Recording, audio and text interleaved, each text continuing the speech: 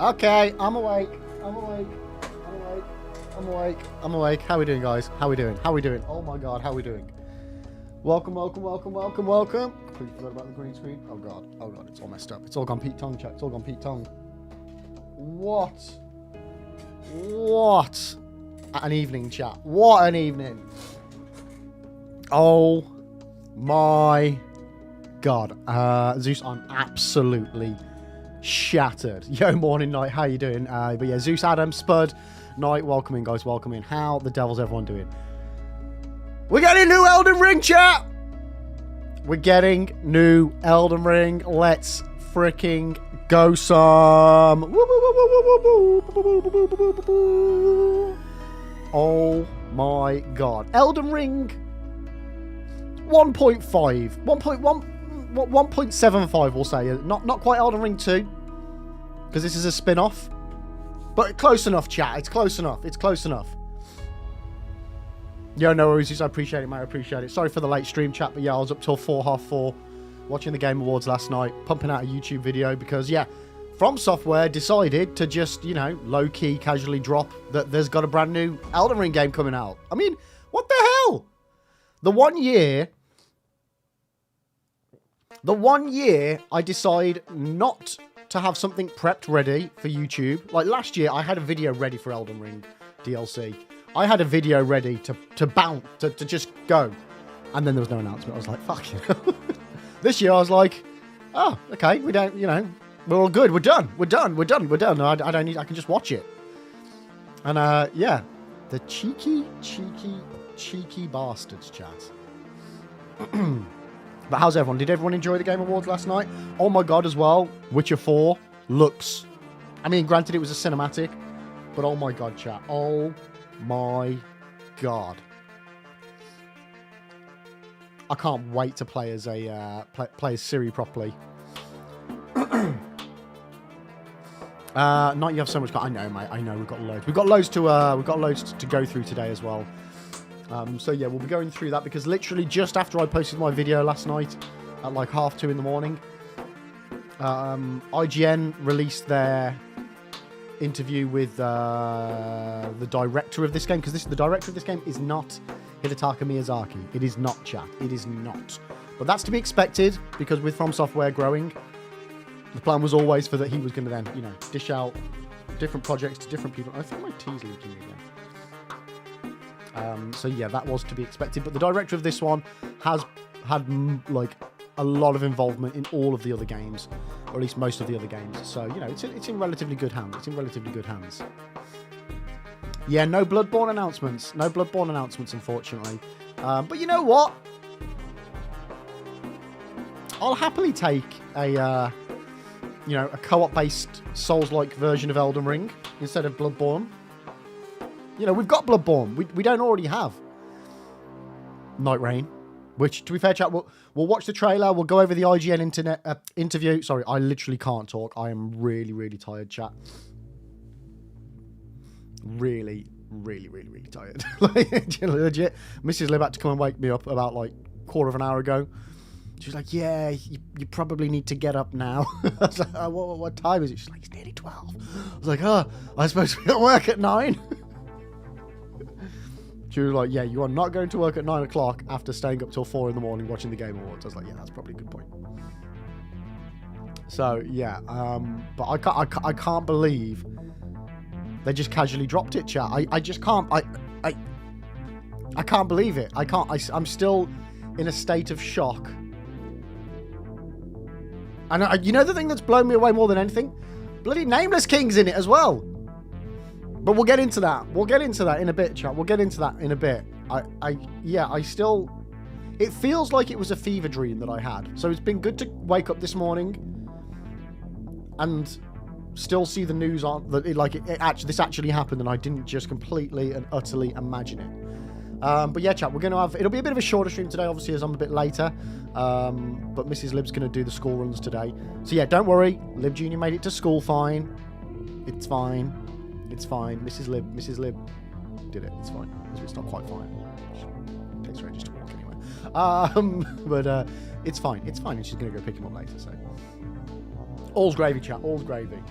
So yeah, we're going to watch the trailer, have a bit of a deep dive, read the interview, which again I read last night, but I was too far gone last night to do another video after I'd just already done a very panicked, I have no idea what I'm going to say video, but we'll do one anyway. So. Should we just get the trailer on the go, chat? Should we just get the trailer on the go? Let me see if my captures are all working. Because we were previously set up for Monopoly. So I don't even know. If we're working the way we should be working. Oh, my green screen's still an issue. A second. This one. That better? That's not better. How is that worse? What is going on with my camera? Is that better? No, still not good. There we go. Oh, come on. Or is my camera just off? Can I just turn my camera over like that? There we go. That's better. Zeus, is the director one of the two who did DS2? No, Zeus. I'm fairly confident it's a different guy. This one was involved in Dark Souls 1, Dark Souls 3, Elden Ring. But I'll go over it a bit when we go through the stuff. Because it's mentioned in the interview. It's mentioned in the interview what involvement that he's had in previous games. I'm pretty sure he's had he was combat director in one of the games or something like that. So he's had a few different roles overseeing directing certain aspects of the other games. Yo, Corin! How you doing? First boss of the new Elden Ring game, find friends. I know, we've got some jolly cooperation on our hands, which is gonna... This is the thing, chat. This is gonna... As you all know, I don't do co-op on the Souls games. I don't do PvP. I don't do co-op. So this is gonna be very much out of my comfort zone, but I'm all for it. I'm all for it. You can play it solo, so yeah, we'll get into the ins and outs later, chat. But there's two ways of playing this new Elden Ring game. Either 1 player or 3 player. There is no in between. There is no more and above and beyond. Those are our 2 options. We can either play it on our own or with 2 other friends, or presumably some form of matchmaking. We'll see. Karen, I simply can't dedicate enough time to play with someone else. So yeah, it's gonna be solo for me. Like, I'll probably play a bit solo, but I'm definitely gonna try and get into playing some of the co-op aspect of it as well. So the reason why it's solo or trio is to do with the pacing of the game and the scaling of the game as well. So they did and ah about doing it with like 2 as well, but they found that 3 people was the best experience. So yeah, 1 person or 3 people.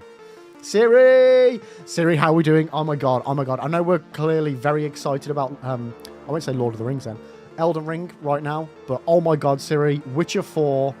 Oh my god. Like, and Siri, I don't know if it's just because I was extremely tired and it was stupid o'clock in the morning, but I kind of felt like Siri in Witcher 4 looks a bit more like you. I feel like clearly they're taking some inspiration from real life here. And I was like, huh, that's really cool. I mean, completely coincidental, obviously, but, you know, I was like, yeah, damn. Yeah, you know what I'm saying, you know? They're emulating the Queen, aren't they? There were a few things I was confused about in the trailer, but we'll go into that in a bit. But oh my god, yeah, I'm like, obviously, chat. The internet is screaming woke all over the place, and it's just like, shut the fuck up. Like, seriously, shut the fuck up.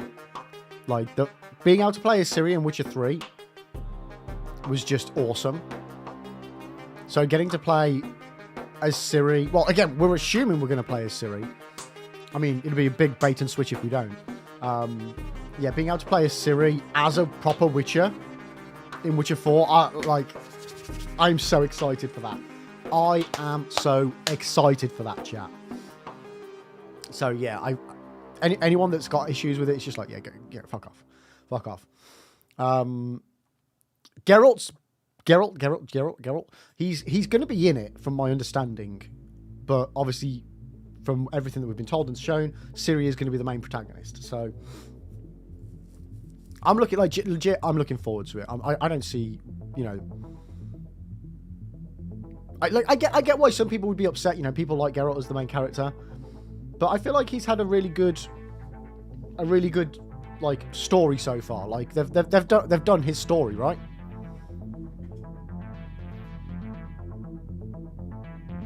Yo, Jose, welcome in. How are you doing today? Welcome. Yeah, he's more like a support character, yeah. Yo, thank you for the YouTube sub. Appreciate it. Zuso, I feel Witcher should have finished at 3 and then done a spin-off with Ciri. I mean, from my perspective, it makes absolutely zero difference whether they call it, you know, something different or call it Witcher 4. So this is the spin-off. You know what I mean? It makes no difference that it's called Witcher 4 as opposed to Ciri, for example. You know, it's just a name. But at the end of the day, the game is going to be the game that they want to make. But I think it's fine for it to be Witcher 4 because she's a Witcher. It carries on with her story, and she was part of 3 as well. Like, I think, you know, I think logically it's fine. It's fine. Jose, what is Nightreign? Nightreign is a brand new Elden Ring game that was announced last night at the Game Awards. So, do you want to watch the trailer? Why's my button not working? Let's watch the trailer, chat. 1 second. I've got it muted, haven't I? Nope, we're good.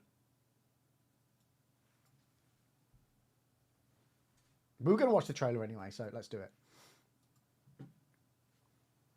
Peggy 16.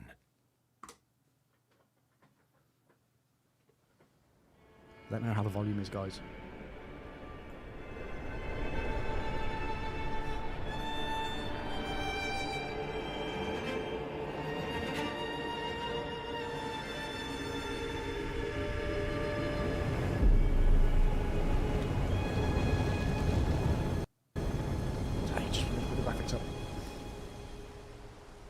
Yeah, no worries. He's catching a bit, mate.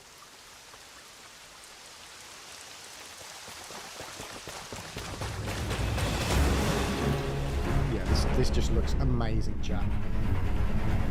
Don't worry, we are going to watch this multiple times today. Probably should just have it on loop. Like, I couldn't believe it. When it first came up, I was like, yeah, that looks like From Software. I was like, what? And then when I saw the start of Grace, I was like, yes, oh my god! You were chosen. Thrown together by forces beyond their control. I will, Zeus, I will.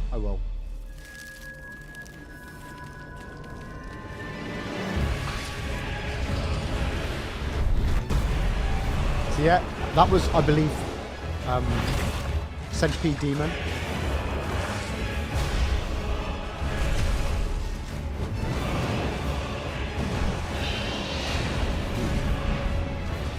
Yes, yeah, I saw that as well. Well, that was right at the end of the awards. Tragedy must be averted.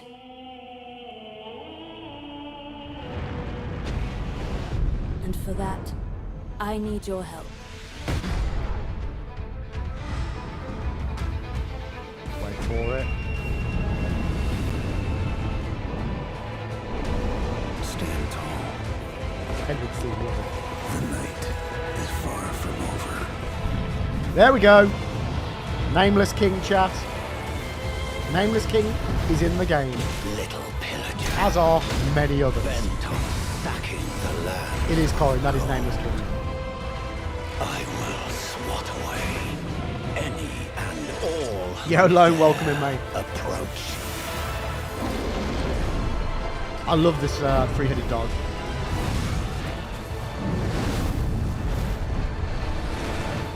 Band together and prepare to claim.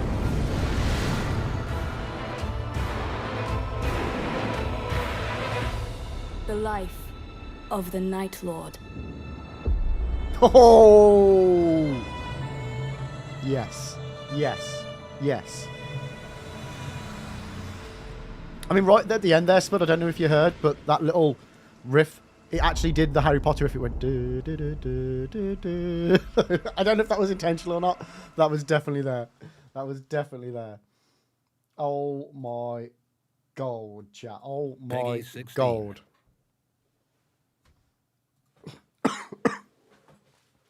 But Bradley, how are you doing? You beautiful, beautiful man. Welcome in, dude. Welcome in, welcome in. I hope you're well today. I hope you're well. Yeah, it does a bit, Corin. Yeah, it looked like Radan's area a little bit. Lone, okay, hear me out. I'm not sure about this Elden Ring game since it's an MMO. I mean, is it an MMO? Is it? I can't wait for this. It wasn't...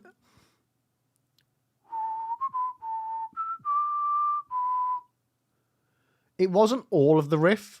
It was just a bit of it. Like, it was 4 or 5 notes of it. I think it's in the same key, though. I think it was in the same key. Brad, you just been trying to catch up on all the gaming stuff while pretending to do work. Nice, mate. Well, that's better than me. I decided to catch up on sleep. No, not working. But yeah, oh my God, I'm so excited for this chat. I'm so excited for this. So yeah, we'll just whack it on again. Like, it looks beautiful as well. So what we do know is that it's going to take place in a parallel universe, chat, to Elden Ring. And it's going to take place in a Limgrave area. Okay? So it's Limgrave, but different. And basically, every time you play it, stuff's going to change. So, yeah, you'll load up, you pick one of 8 classes, and you can go around looting and stuff like that, and there's like a 3-day cycle in the game.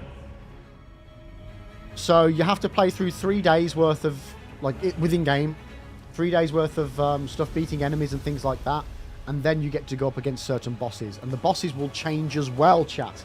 There's like a different boss for each day. You were chosen. and that will change each playthrough as well. Together by forces beyond our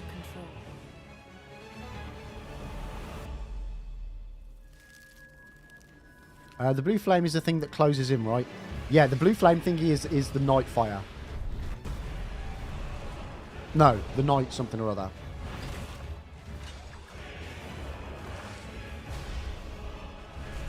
Yeah, it could be like yeah, like the circle of death in like Fallout, not Fallout, Night, Fortnite. Yeah. Yeah. Tragedy must be averted. Oh, there it was again. And for that, I need your help. Oh yeah, so you've got the Firekeeper from Dark Souls as well. Yeah, Firekeeper from Dark Souls, isn't it? Yeah. The night is far from over. Yeah, you've got wall running. You've got this like bird eagle thingy that you can in certain areas you'll be able to jump onto that will take you to higher areas. But again, so this isn't your standard ARPG chat. Yeah, so but it's pre-built builds, and the reasoning for that is so that it kind of speeds up the pacing of the game, and then you can just kind of just jump in and start playing. But I do believe you can still like find weapons, find gear, upgrade your character. So there is still some customization, like as you're playing, but there is no pre-customization. You can't build a character, for example.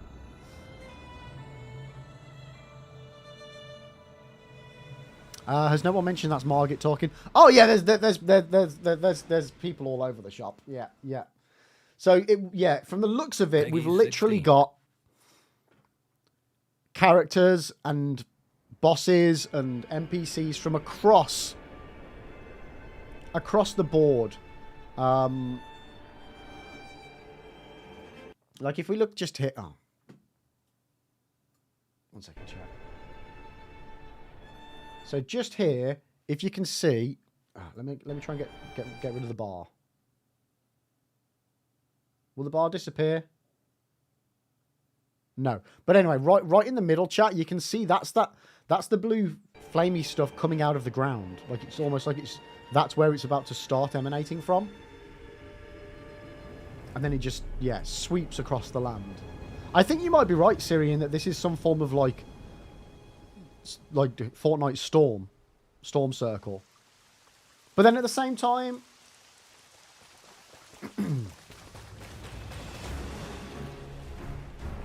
could it not be? Could it just be that just represents the land changing? It does look pretty universal, doesn't it? So I feel like your theory is more correct.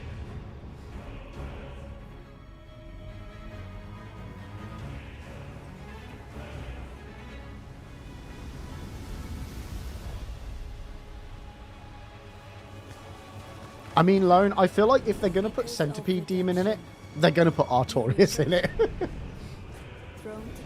Based on the nature of the game, which is, it's basically, roguelike. You know, group of players, go off, fight some enemies, fight a boss, rinse and repeat for a few days. And then fight a big boss at the very end. And then that randomizes next time. Like the areas, the locale randomizes as far as like the castles and things that are in the area and like the overall sort of way it looks and stuff.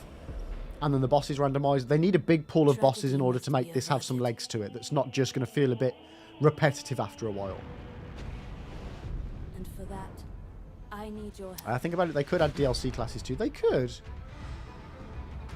Yeah, this sort of game has got a lot more long-term, like more long-term easy ways to upgrade it.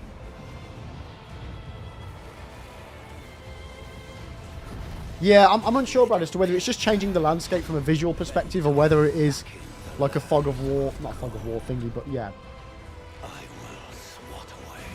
Maybe each day the area gets smaller. Like, yeah, well, that would make sense. At night time, at the end of each day, the fire gets closer and closer. They also said it would be the price like Shadow of the Erdtree. Did they? I've not read that in the IGN interview. Have there been multiple interviews done with them about it? The life of the Night Lord. Corin, any plans for Elden Ring DLC rerun? Yes. Yes. Or do you have other games planned first? Yes. All of the above. All of the above, Corin. Peggy 16. I want to do... Look. I'm on the fence, chat. Yo, Rome, welcome in, mate. How are you doing? Welcome, welcome, welcome. I'm split, chat. I'm split between... I really, really want to do more Souls content. And I really, really want to do more variety content. I am literally torn from wanting to try and... Like, one of the things was the recap for last year. I was like, shit, we played barely anything this year. Because I reduced my hours down to a third. Because we used to do 45 hours a week streaming and we're down to like 15. It's made getting like through games and getting a good chunk of gaming done more difficult. But I'm spending that time to try and build up the YouTube channel, and also because Liv Jr. needs picking up at 2:30 every day. I'm limited with like streaming for longer. You know, we used to do 9 till 5 days a week. We now do 9 till half. Well, we do 9 till 2, 9 till half 2, 3 times a week. Thrown together by forces beyond their And yeah, the YouTube side of things isn't going great, so I need to, you know, focus, get that built back up again. Current 2 days for Souls, 1 day singing and dancing. Yeah. I mean, it's an option, but then it means that the Souls games take even longer. I mean, that basically then means that everything will then still take even just as long. But I will be doing both types at the same time. So yeah, it's a tricksy one. But in a nutshell, Corin, we've got Indiana Jones and the Great Circle that will be starting next week, or carrying on with next week, I should say. We've got... tragedy. I want to do a Dark Souls cleric run. And not only do I want to do a cleric run, I want to do a miracle-only cleric run. Which I think will be a great challenge. I think that will be a great challenge. And then obviously we've got Elden Ring DLC replay through, crowd control playthroughs of Elden Ring with the DLC to do. And then we've got all the other games that I want to do. Like I want to do the Doom 2016, Doom Eternal, and Doom Dark Ages when that comes out. What other games are at the top of my list, so to speak? Let's just have a quick look see. I want to do a Kane run on Bloodborne. It'd be nice to jump back onto the AC series. Dark Souls 2 Vanilla, which I've got and want to do, I should say.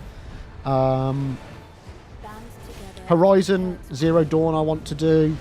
Like Hellblade, Seminole Sacrifice, I want to play that one.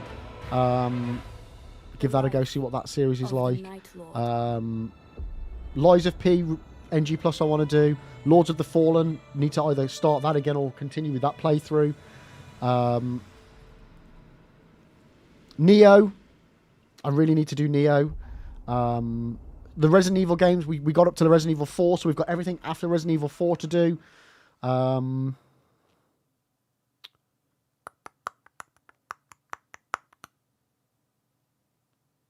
Star Wars Jedi Survivor, we need to do that again or finish that off. The Tomb Raider trilogy remaster to do.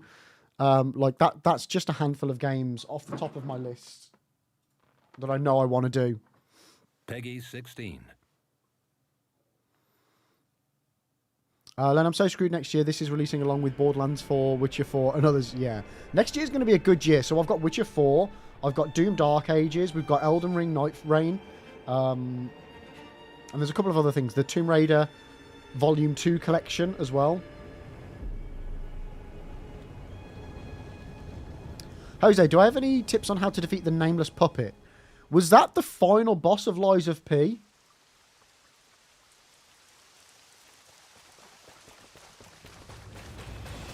Corin, I didn't watch your Elden Ring DLC run since I didn't finish myself at that time, but I would love to see that personally. However, Elden Ring takes time.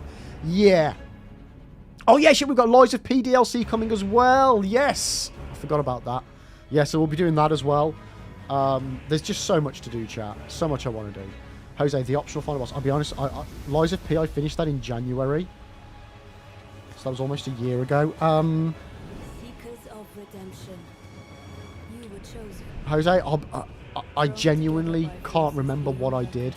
I remember I struggled a lot with that boss. I remember I struggled a lot with it.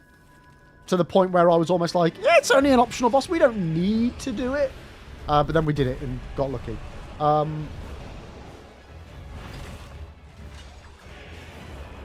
Elk, I can't help but notice you haven't played Tactical Breach Wizards yet. Oh, it's good to see you, mate. How are you doing? Welcome in, welcome in. I mean, Jose, if anybody else in chat has got any tips for the Nameless Puppet, the final optional boss of Lies of P, please pop it in chat and I'll read it out for Jose because they're over on the YouTube channel. But yeah, Jose, I just suggest check out the Lies of P wiki. I'm sure there'll be tons of tips for what like that particular boss is weak to, any particular strategies as well. So yeah, definitely check that out. From what we have seen of the classes, which one is the most appealing for me? It's the Bloodborne Rogue one. I'll be honest with you, I've not looked that far into this. I saw the trailer, panicked, continued to panicked some more, and then made a very, very rushed video about the fact that I was panicking.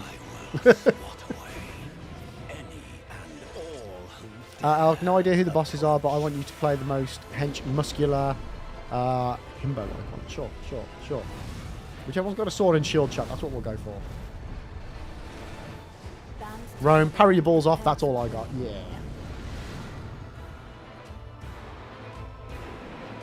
I mean, it looks cool. Like, the thing is... Of the Night Lord. The thing is... This is not going to feel like Elden Ring. It is not going to feel like a Souls game. The combat, while it will be the same / similar, will still, due to the nature of the type of game, it's much 16. like it's very fast paced. It's very fast paced. It will really be interesting to gauge whether it resonates with people. Like, obviously, personally, I don't give a shit if it resonates with other people. I'm the only person I care about it resonating with. But it will be interesting to see if it still feels enough like a Souls-like, feels enough like Elden Ring, that all of the, like, or all of the current fan base for it are just going to be able to dive in and just it feel like an extension of Elden Ring.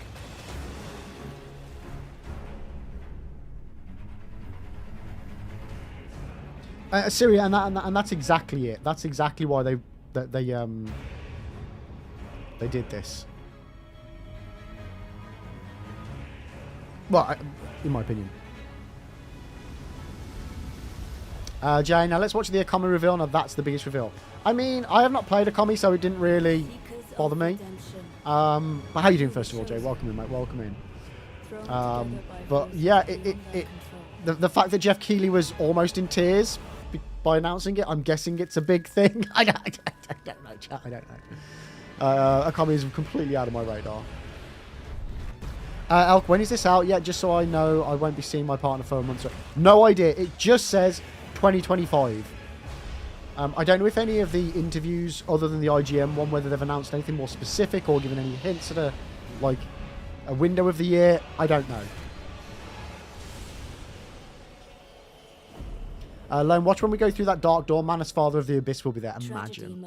Like, legit, I feel like we're probably going to see every single boss from the entire series of From Software games are going to appear in this game. And if they don't off the bat, I think they will do over time if they do update this game. Like they have said it's not a live service game. So I don't know whether this is a final product. The night is far from over. Like day one is final product, or whether it's going to get updates.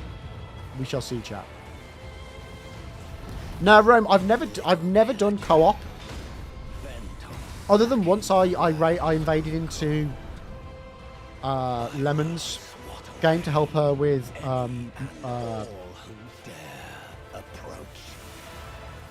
Moog. Yeah, I don't do it. I don't do co-op. It's something I really, really want to do, but finding someone that plays it when I'm playing it is the biggest struggle. Prepared to claim. Yeah, no, I know Akami is like very important, but I've never played it, never seen it. I know nothing about it. I literally know nothing about it. Yo, Anka, how you doing? Welcome in, welcome in, welcome in. How's your day going? Yeah, that was my takeaway from it. Nameless King. I could, like when I was watching it, I was like, I'm really tired, but I'm pretty sure that's Nameless King, and it was. It was.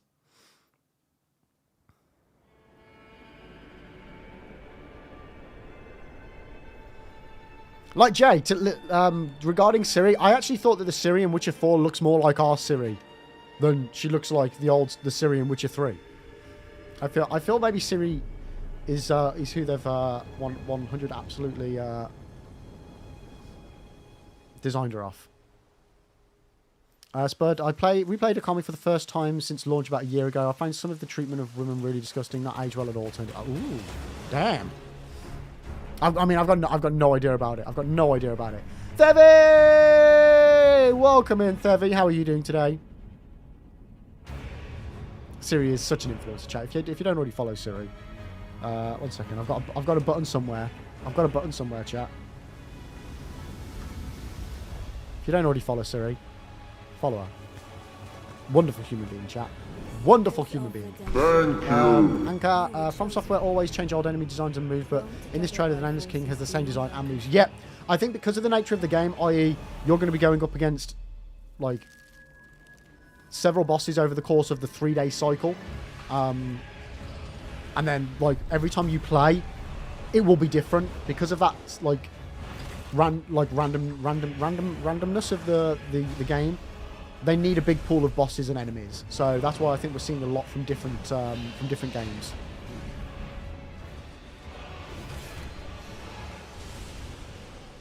No, thank you, Ciri. Thank you for being a lovely person.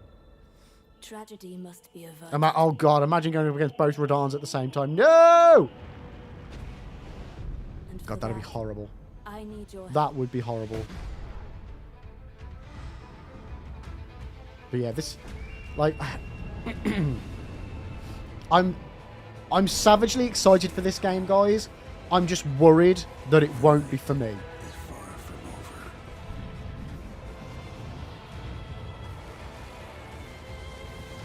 That's all that worries me, because it's not going to be our traditional Souls-like, and it is more roguey. I don't know whether I'll resonate with that, but we're going to give it a damn good shot. Yo, Toe! Welcome in, mate. How are you doing? How you doing, dude? Welcome in, welcome in. What's your thoughts, mate? What's your thoughts on Nightreign?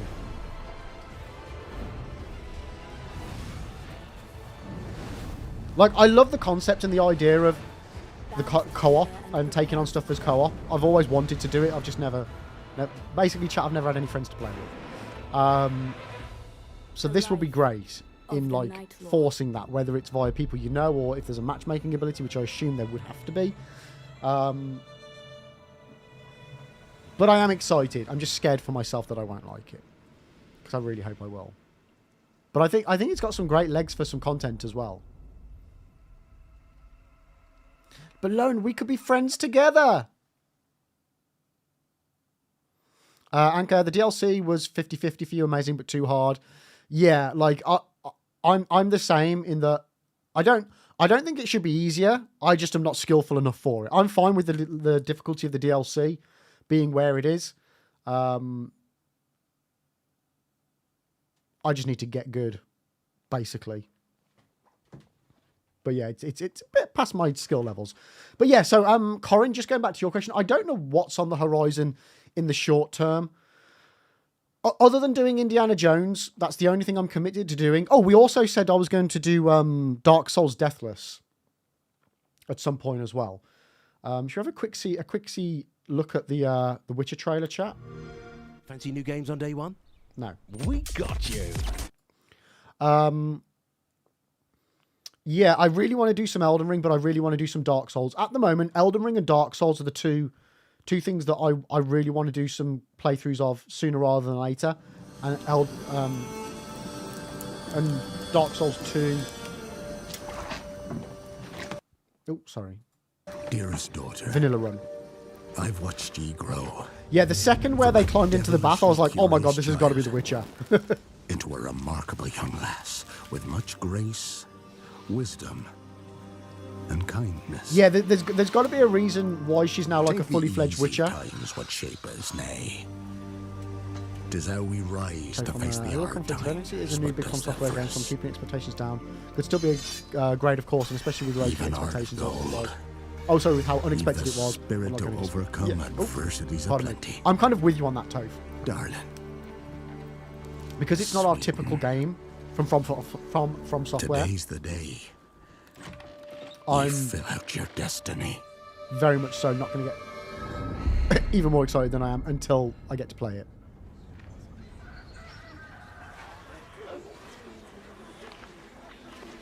Yeah, Siri. So yeah, one of the endings she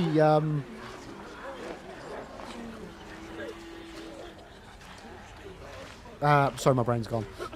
Yeah, my ending, I think she died. I think in one of the endings I got. But yeah, they've got to explain it. They've got to explain it. 'Twere my only choice. I shall. They wouldn't just make her a fully fledged Witcher in Witcher 4 Shall and not be the explain bringer of salvation. how. There she is. A Witcher? Witcher! Whose coin did ye take? Witcher! What quality is this? Nay, nay, you can't. 'Tis tradition. Chosen she is, by the gods. No! You chose her. Is it the same voice actor?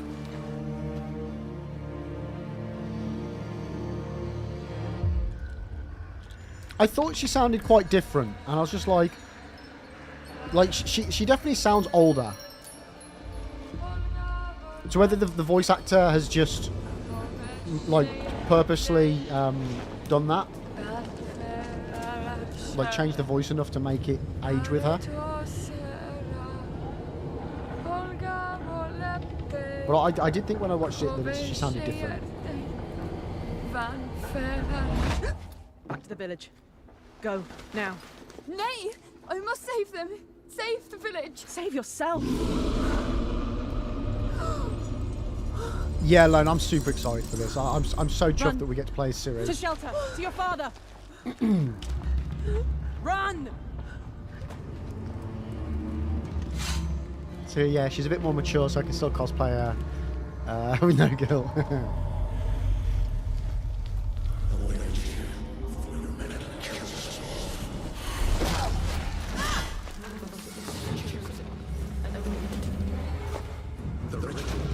Like, this is a fantastic cinematic as well, chat. Like, I can't believe we got a 6-minute cinematic trailer. It'd be really interesting to see what the gameplay looks like.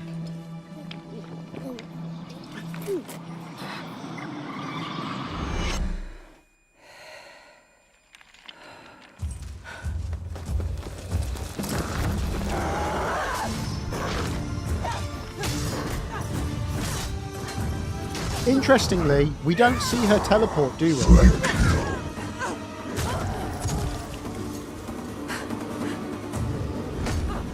Or do we?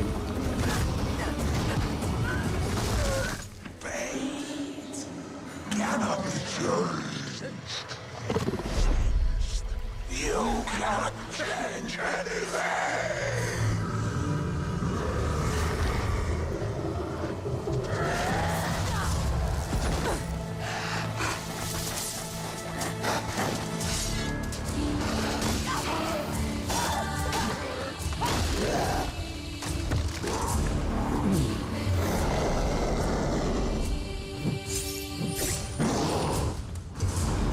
Wait, what blue flame? What did I miss? No, I just think if she had the ability to teleport, that would make combat so different. Yo, Fisky! How you doing? Yeah, Ciri, I'm with you on this. I feel like she's lost her old, or she gave them up to become a Witcher. Like, I'm going with she couldn't have both or something like that.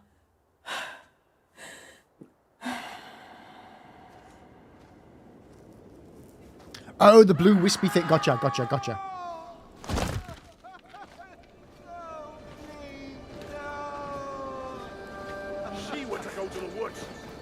was the blue, chosen yeah, one. yeah. It's tradition. Oh no, no, no.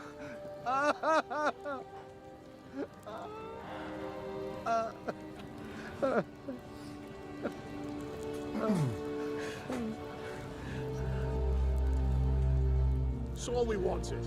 For her to go to the woods. To go to the gods. Gods? This is Fisky. This is the Witcher 4 trailer. There are no gods We here. have like the There are Game only Awards last monsters. night were cooking. They were absolutely cooking, chat.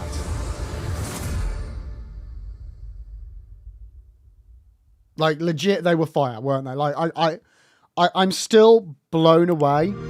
Fancy new games on day one? No, stop. Oh, bollocks. Bollocks. What am I doing? What am I doing? Peggy 16. Peggy 16. Couldn't believe it. Toph, I watched it live. Yeah. I was up till 4. Oh. Couldn't believe it. Mate, literally, I was saying earlier, last year, I had an Elden Ring DLC video prepped, ready to go in case they announced it. They didn't. This year, I was like, we're not going to get anything like Elden Ring related, so there's no point going through all that again. And then, they just casually dropped Nightreign. I'm just like, what the hell? So, yeah, I had a mad dash to try and just record my thoughts and get it released last night at, 3 in the morning. And then the trailer drops. Yeah, it's ridiculous. So funny enough, the other day I found a Witcher figure of Ciri when she uses a power, so I bought it for 10 quid. Nice! It was a song. Seekers of redemption, Tevi, this is Elden Ring! thrown together by forces beyond their control. Oh, wait, no, I see the winky face. Chat, you're going to have to be, careful with me today. Yes, I've had just under 8 hours sleep, but I'm so tired. I'm so tired. I can't function properly. Legit can't function properly. Right, I do need to go and make a cup of tea. Actually, you know what? We've got an ad coming up in 10 minutes, so I'll wait until then. We'll continue watching the trailer. What other trailer did we get? We got one from the Shadows of the Colossus people called Robot... Something Robot. Project Robot. So, Fisky, this is a side story. I need your The Elden Ring... not DLC. Elden Ring Nightreign is a side story set in a parallel universe to Elden Ring. So this doesn't affect any of the lore of Elden Ring. This is a completely separate thing. Yeah, we're watching Galactic 2 as well, Siri. Yeah. Little pillager, bent on sacking the lands of gold. You know what, Tevi? I legitimately didn't even consider that Astro Bot would win Game of the Year. Personally, I've never played it. I've seen Don't Rage Quit play it, and it looks really, really good. I actually think it'll be a game I would really, really, really love. Obviously, I'll never get to play it though. It's fine. But I was shocked. I really would have thought that Elden Ring were going to win it. I really was. the life of the Night Lord. There was a oh, okay. So guys, I missed from the point of Elden Ring being announced to Peggy 16. 40 minutes to an hour later, I missed that middle section of the Game Awards. I missed that section of the Game Awards. So Jay kind of gave me a rough rundown of what I missed, and it didn't seem like there was anything in there. So if there was anything that was fire, let me know. Not saying that Palworld is fire, that's not really my sort of game, but no, I definitely missed a Palworld announcement.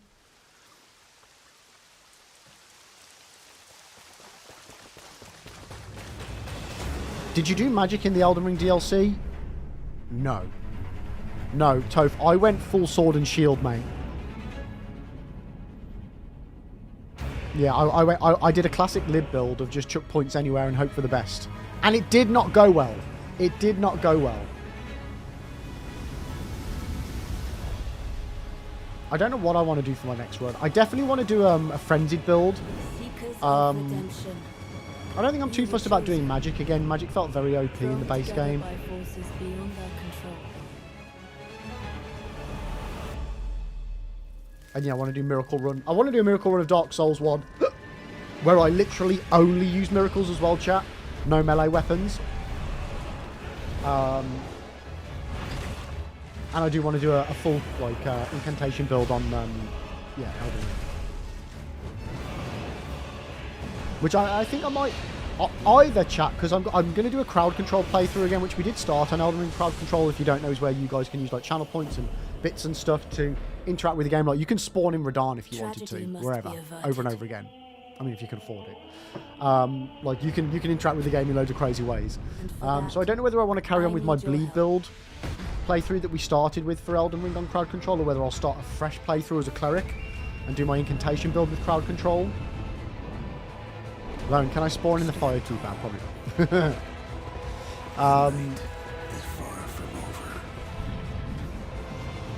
Yeah, like for Faith, there looked like there was a lot of stuff on the DLC for it. So yeah. Right, I should probably get. What was that other trailer we were going to watch? Intergalactic. One second, Jack. 1 second. 1 second.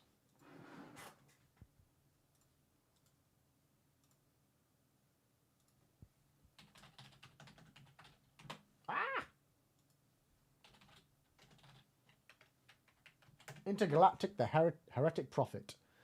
Let me just get these trailers up ready and ready to go. What was the other one? Project Robot.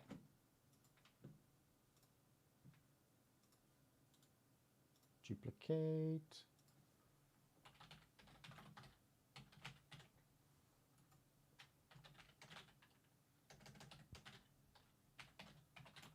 Were there any other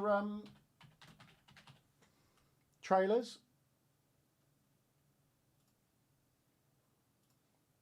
Oh, you know what? There was another Berserker trailer, wasn't there?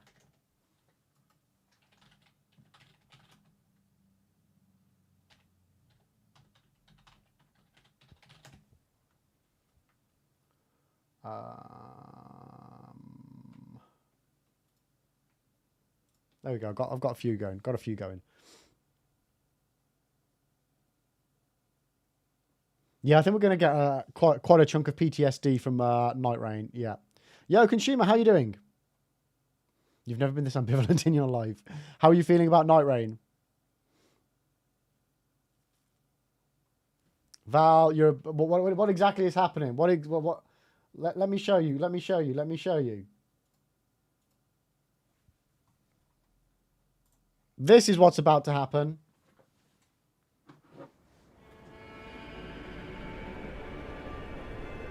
Elden Ring Nightreign. Brand new co-op based Souls-like survival roguelike game? I don't know. Basically, 3 players go up against various enemies and bosses in like a 3-day cycle. In a Limgrave-esque area that's like randomized. And you just kick some ass together, basically. That's what's going on. I mean, I just can't believe... I still am in shock that they just casually dropped this trailer last night. Like, I did say when people were like, what are you excited for at the Game Awards? And I said, well, you know, any random news from software thing. And I said that with 0 expectations, chat. Let me, like, literally... You were chosen. 0 Thrown together by expectations forces beyond their control. that we were going to get any from software news. Like, I've given up on Bloodborne Remaster. I'd given up on just anything else. I just wasn't expecting any form of new content from Software to be announced. It's crazy. Yo, Maddie! Welcome in!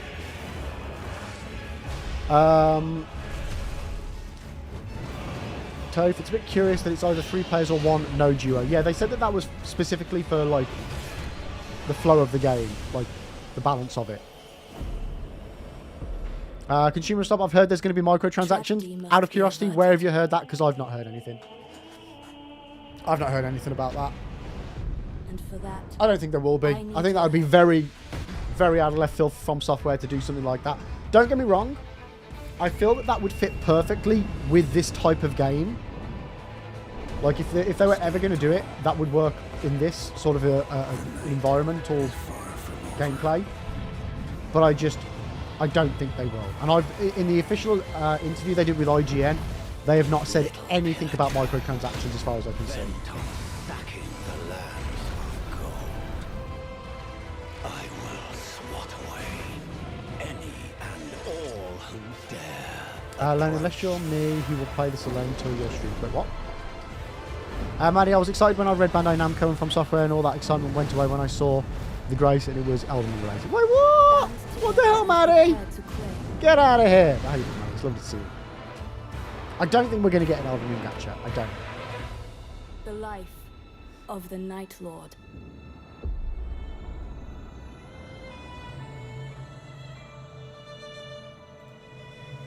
Like, I don't... when we say microtransactions, that for me is you have to spend real cash. And From Software were very adamant that it is not a live service game, so I just don't feel like they would go down the route of microtransactions. Peggy I think 16. it would not go well. Yeah, no, not Elden Ring DLC 2. This is just brand new Elden Ring game.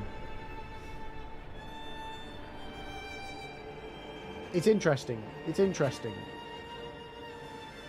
I mean, on the one hand, we get to explore a completely different version of the Lands Between. I'm just curious as to whether it's going to feel good or not. But chat, we should have an ad starting any minute. So I'm going to go. There we go. I'm going to go make myself a cup of tea because again I woke up an hour ago. And we'll be right back. We'll watch some more trailers, have another chat, read through the interview from IGN and any other interviews. So guys, if you know of any interviews that From Software have done about the game, I would massively appreciate it if you could pop some links in chat for me. And then we'll be back in a couple of minutes to take a big old deep dive into it. So grab yourself a cup of tea, get me some links, and we'll be right back. Oh, yes. Let's go. What? Yes! Fucking have it. Now let's just not fall off.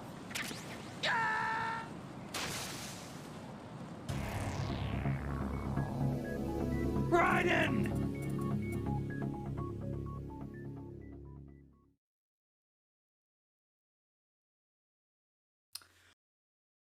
It stinks of sweat and hopelessness. That smells like Maddie's bedroom. Sorry, Maddie. I don't know why.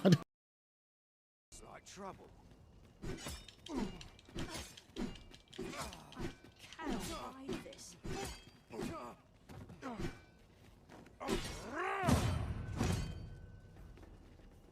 This looks like Oh my.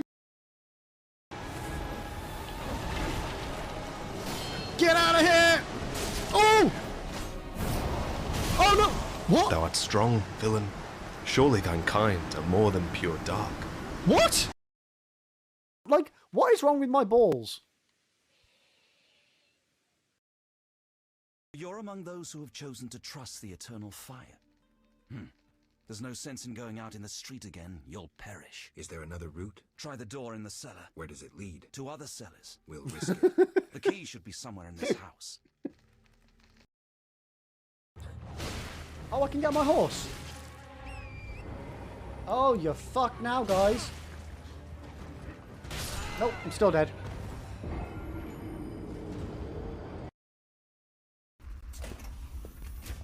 Fuck me. Jesus fucking Christ. Oh my God.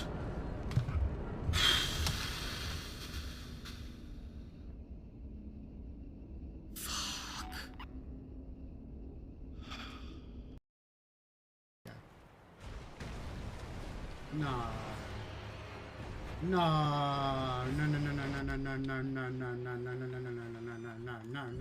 No, what? No, that's not fair. That's not fair.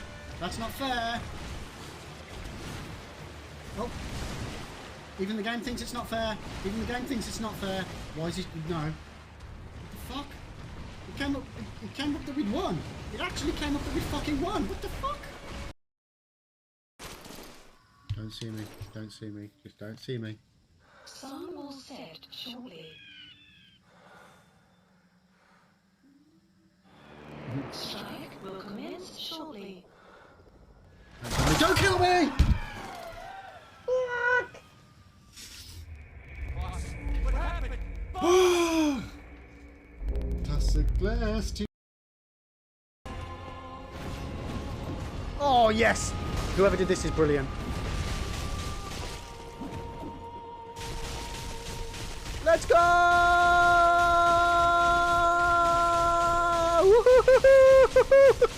I love this mode. It's so brilliant. It's so brilliant. Come on, come on. I love it, I love it, I love it. Come on! Oh, please do it. Please do it, please do it, please, please, please, please let me win. Please let me win. No, no, no, no, no, don't kill me, don't kill me, don't kill me, don't kill me. Attack! Oh, shit. Oh, they're one hit, one hit, one hit. Oosh! That's how we do that.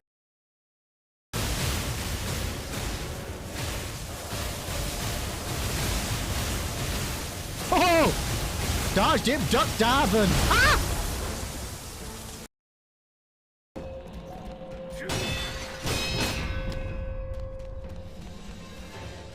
Oh, wait a second.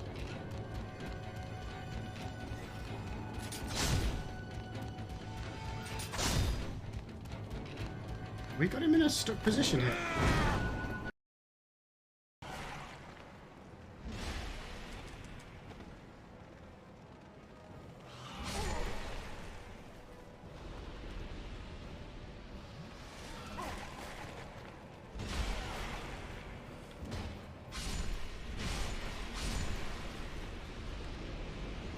Oh, they're gonna kill me.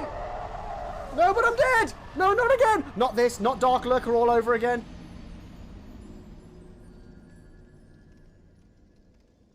No. Oh, nuts!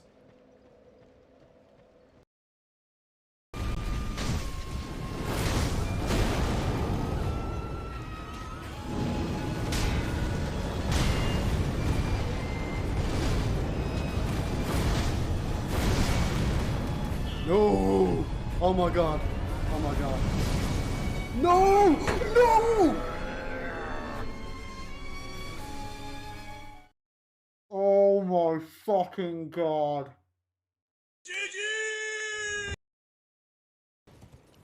Piece of candy, piece of candy, piece of candy, piece of candy. Ooh, piece of candy.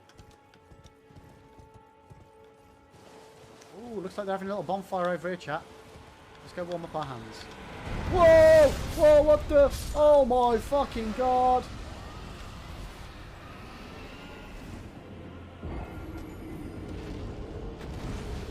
Holy fucking shit.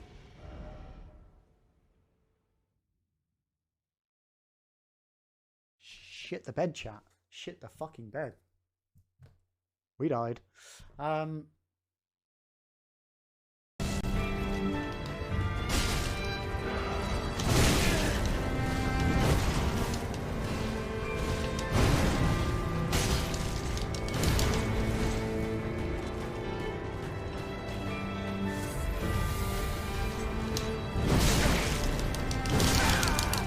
Fuck, fuck, fuck, fuck, fuck, fuck, fuck, fuck, fuck, fuck, fuck, fuck.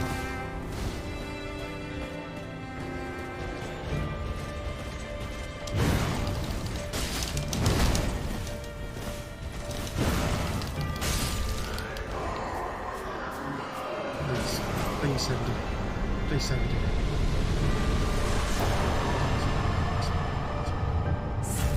Oh. Oh my god, thank god. Oh. Oh, chat, we did it.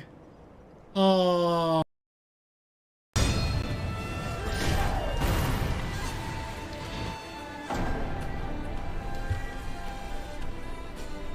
That's a bridge. Okay. Don't jump off the bridge. Don't.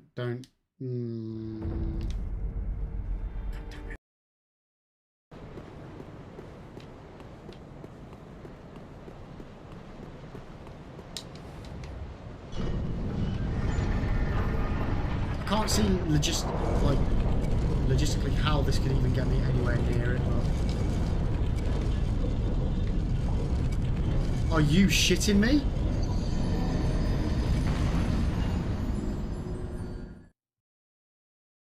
Just scoot myself a bit further, bit more. Oh no! Ah!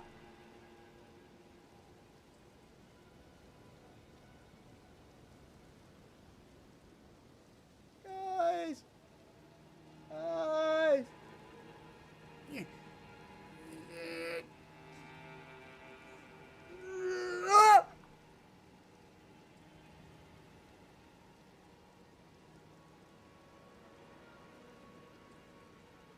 Whoa.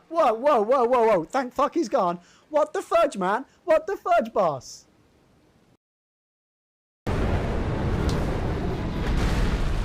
The dragon just started attacking me. I went to chat to him, I pressed A, and then he was just like, fuck you, dude.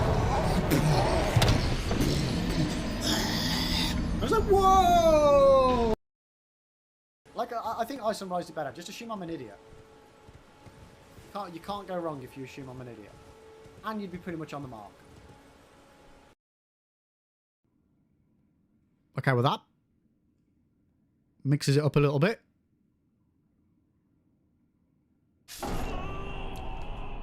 What? What the fuck was that? That doesn't count as a death, chat. What the hell was that? Week old unrefrigerated pie. Dumb ways to die. I'm back. Thanks for waiting, guys. Thanks for waiting. How are we doing? Fisky, what's wrong with my balls? At that very moment, Lib knew he made a very big mistake. What did I do? So, I've got a very full cup of tea that I accidentally spilled. I managed to get this cup of tea all the way to my office and then spilt it all over my chair. So, annoyingly, that's something that I do quite often. I managed to get it, I almost go the distance, chat. I almost Hercules it. And then at the very last minute, I fumble. But right. Let's watch the Elden Ring Nightreign DLC trailer again, because we've not seen it enough, and then we'll watch a couple more trailers, and then we'll do a deep dive into the other trailers that were at the Game Awards. Toph, Lib's balls are working just fine. See Lib Jr. the second. This is true. Seekers of redemption. This is true. You were chosen. Well, I mean, Toph, all we can actually say with any form of certainty is at least one of my balls is working just fine. So we can say Lib's ball is working just fine. But that's about as far as we can commit, mate.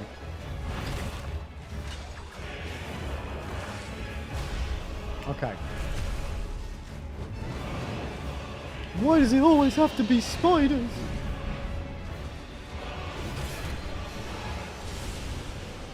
Yeah, there's a more ice debris people. Not looking forward to them. Not looking forward to them Tragedy at all. must be averted. A little bit of Harry Potter music again then. For that, I need your help. It is true, Toph. You only need one good ball. I'm interested by the bird mechanic. It does go into that in a bit more detail in the interview. The wall running as well. Really cool, chat. Really cool. Firekeeper in Elden Ring. Mind blown. Little pillager, bent on stacking the lands of gold. Yeah, from a story perspective, it will be really interesting. Like, because Elden Ring, like From Software games, yes, they have story, but they're not like dished out to you a lot. You know, you have to find a lot of it in the item descriptions and all those bits and bobs. It'll be interesting to see how they do that on Nightreign.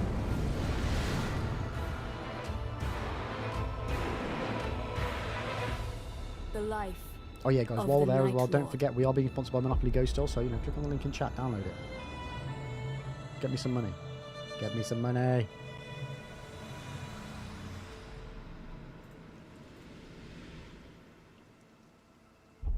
Suppose DLC, it's an alternate timeline. It's a standalone game, though. Okay. So next chat, I wanted to watch the Intergalactic Heretic Prophet Dubry Firkin. Fancy new games on day one? Nope. We got you. How about a new career with EA Play? When's Godverse? Get all this and more with PC Game Pass. Yeah, so from a logical perspective, Maddie, I feel they need to have a reason story-wise, as opposed to it just feeling like a bit of a random boss rush.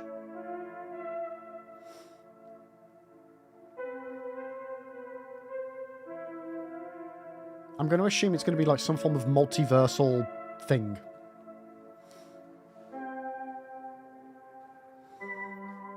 But I'm all for it. You know what? Even if there's not a logical reason for it, I'm all for it.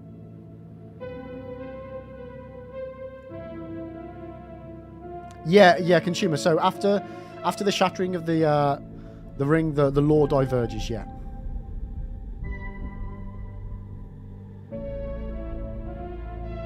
Maddie, that's exactly how I felt, and I wasn't sure whether that's just because I watched it at 4 o'clock, 2 o'clock in the morning, but yeah, it definitely felt fever dreamy.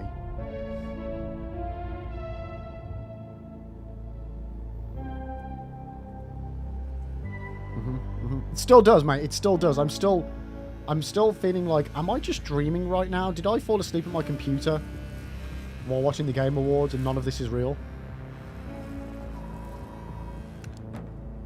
Yo, Andy, how you doing? So for you, it looks like what I imagine Randy's ending would look like if the death mark activated simultaneously. Ooh.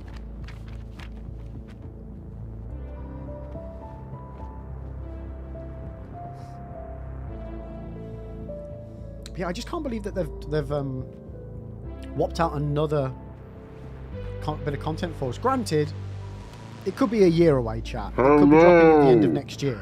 Jordan, tell me something good. Yeah, Noel, how you doing, mate? How you doing? You're right, it checks out. Hello. On this Imperium moon. It had everything: Sekiro, deflections, firekeeper, crazy cop elements, wings and flying, nameless king, Freya. Yeah. Centipede demon. Don't forget the centipede demon. Superstitions. So, Noel, this particular trailer is... What's it called again? Intergalactic, the Heretic Prophet. This is the new Naughty Dog IP that was announced at the end of the Game Awards last night. So this is what they've been working on since 2020. We find a new lead. He's not worth it. I'm wasting my time, aren't I? Like, with regards to Nightreign, I'm just excited to fight old bosses in the Elden Ring arena. Like that's what I'm most excited about. He is clearly desperate. And so am I, so claim him or I will find another agent. Okay, alright, you know what? There, you're the boss. Manny, you're skeptical about this one, but that's just because they also made a remaster for The Last of Us 2 for fuck no glory. Yeah. Like, when it was announced, I wrote in Discord, I was like, didn't they already remaster The Last of Us Part 2? Apparently that was just the PC remaster. Money! Yo, Max, how are you doing? It's for money, yes. I mean, you can't blame them. You can't blame them at all. Like...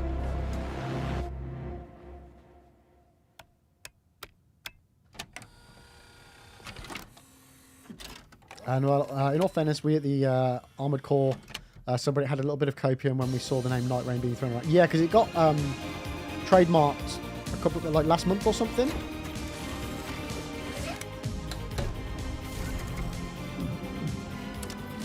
We should still be getting a DLC for Armored Core though.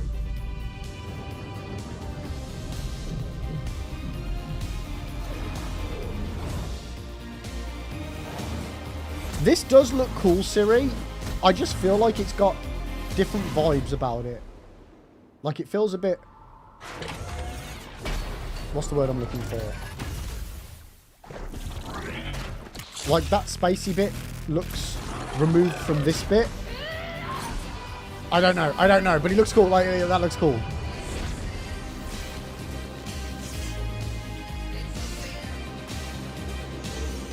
But did we go with this as a PlayStation exclusive?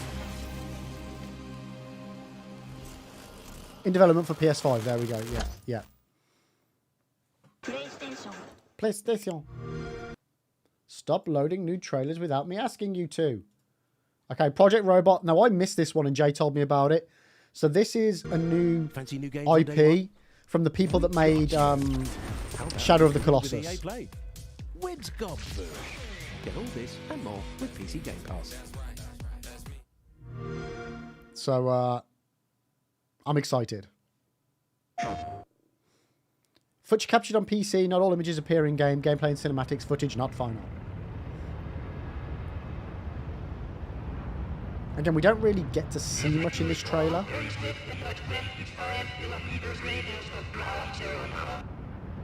But either way, I'm excited. I love Shadow of the Colossus. I still need to do, oh, what's the other one called? Is it Legends of the Guardian? No.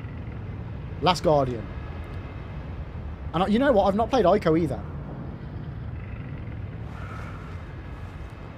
Max, I personally I thought this was one of the most fire showcases that I've seen in the past 2-3 years. Like, legit. As far as not just one individual thing blowing me away, there have been multiple things on this one that I've been like, oh my god, this is fire. Like, the only things that's excited me previously was Elden Ring DLC and Doom Dark Ages announcement. Other than those two things being announced in previous shows, this one's got multiple stuff that I'm like, oh my god. We've got Witcher 4, we've got Elden Ring Nightreign, we've got Project Robot, we've got Intergalactic, Berserker Kazan, which again was already been announced, but you know, we've got the release date announcement for it. And as well, bear in mind, I missed like 45 minutes to an hour of the awards as well. And I still think it's fire.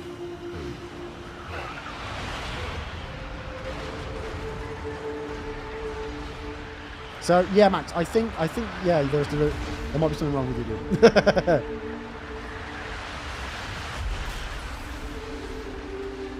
Yo, TT, how are you doing? Welcome in. Elden Ring across the Eldenverse. I know, right? How are you doing today? Welcome into YouTube. Yeah, this title intrigues me a lot, Spud, mainly because of what a fan of Shadow of the Colossus I am. But again, we don't get much from it. We don't get much from it.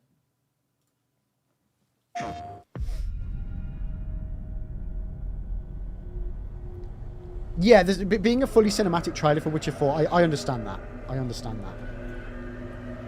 There wasn't much to be hyped about.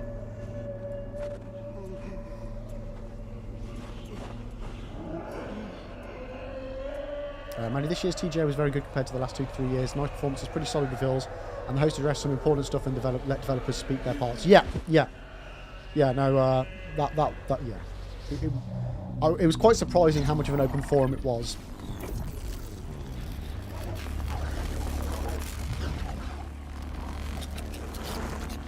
I know you're really looking forward to Witcher 4, but I can't say the same about Nightreign. That one I think I'll have to play before cast.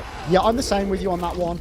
I'm hopeful, but because of the style of game it's going to be, or genre, I mean, yeah, I'm reserving judgment. But I still think it looks fine.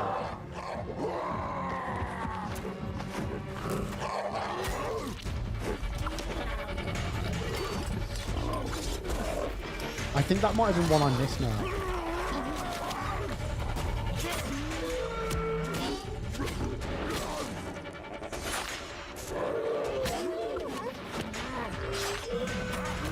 Oh, you know, there was another one. Game of Thrones. There was a Game of Thrones trailer. Now, I'm uncertain whether it was just a cinematic trailer for what's going to be like a mobile-esque game, or whether it's actually going to be like an action-y game. I don't know. if it's like a story action game and not just a click build here, click over, you know what I mean, sort of a thing, I think that could be fine as well.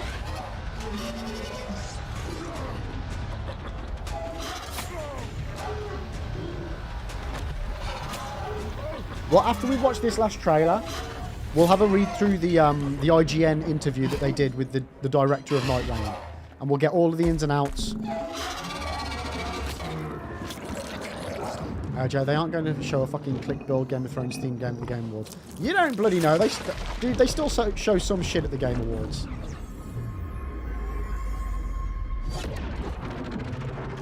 It's Game of Thrones. It's a big IP. But we don't know how proper it's going to be, Jay. We don't know how proper it's going to be. PlayStation. No, what am I clicking on? Okay, so... Was this the interview?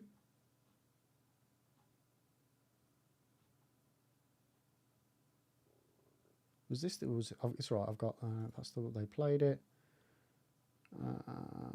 243... Is that the interview? Yeah. Yeah. Okay. I feel like this has changed since I last read it.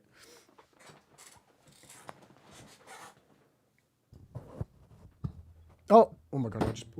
Sorry. I accidentally just pulled my mic out of its stand. Jay, holy fuck! I am completely wrong, and you are completely right. What about Game of Thrones? Is it a point and clicky piece of shit? Because Jay, there are already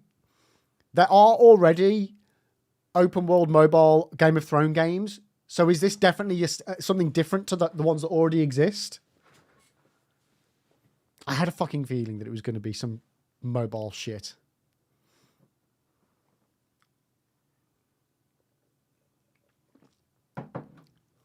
Is it definitely legit separate? Like the same thing? Yeah. That is sad. That is really sad. God damn it. Because we could do with like a really good story game. Like a Souls-like ARPG. Or like a more linear sort of one. Action. Yeah, just an action adventure game of Game of Thrones would be fire. Would be absolute fire. They're just going for the easy money though, aren't they? Second.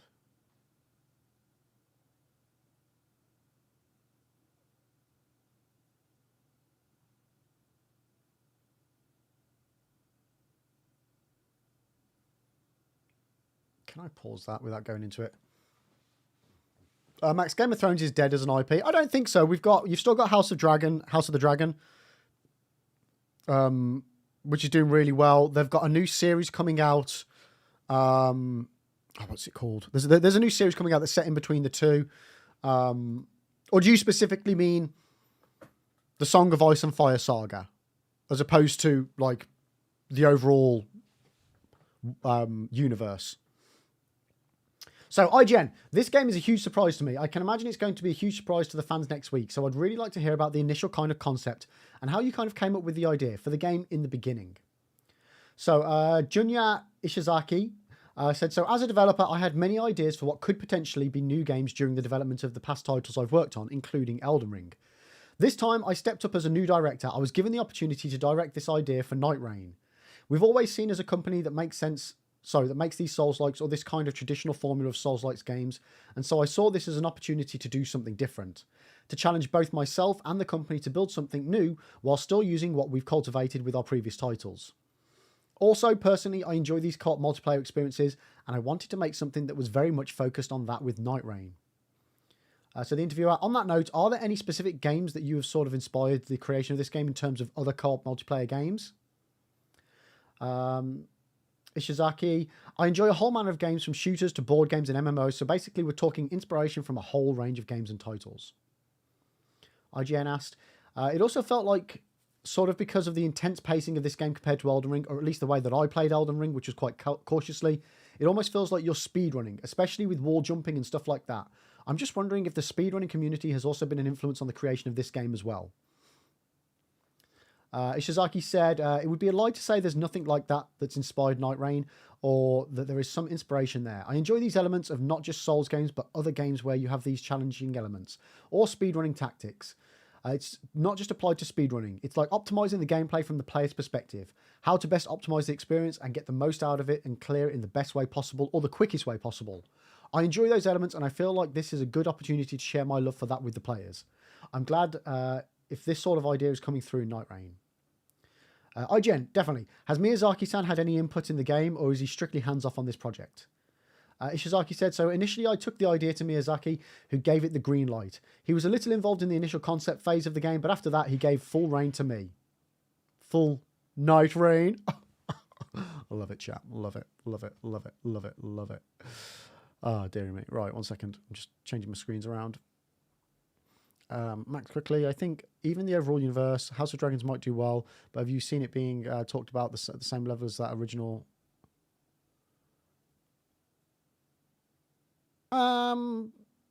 Like, as far as the hype's concerned, no.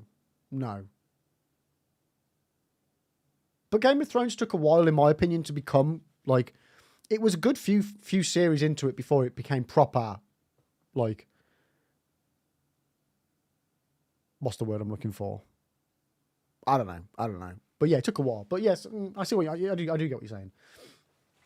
Anyway, IGN, does the lore of Nightreign tie into the stories of Elden Ring or Shadow of the Erdtree, or even a possible Elden Ring 2, or is it completely standalone?